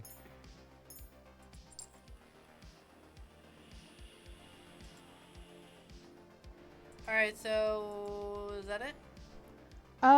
Yeah, you know what? I think that's it for tonight's stream. A little bit shorter, but that is a little nicer. There is some drive homes to think of. Yes. And our throats appreciate it. Yes. The struggle is fucking real. Alright, keep talking, bro. Don't leave me What? hanging out I was here. thinking of We what to were talk leaving about. hanging. We've I discussed. thought you were about to switch over. It was like you were like, okay, I guess we're done. That halts conversation. Actually, statements yeah. like that. We should probably tell you what dates in October we're streaming. So, Otome O'clock. Otome O'clock. Oh, you've got it all sorted out. Look at you. Yes, I have my Google Calendar. The 8th of October and the 22nd of October will be Date with Death. And then on the 22nd, we'll be saying what days in November. It looks like probably the 5th and the 19th of November. And the 3rd and 17th of December. Possibly. Depends on how much of a Date with Death we get through. Mm-hmm. But and I will say, we're not going to be, I don't think we're going to be streaming on New Year's Eve. Yeah, that'd be silly times. Yeah, nobody's watching streams on New Year's Eve, Also- or you shouldn't be. Go out. Go Yeah, do something. do something.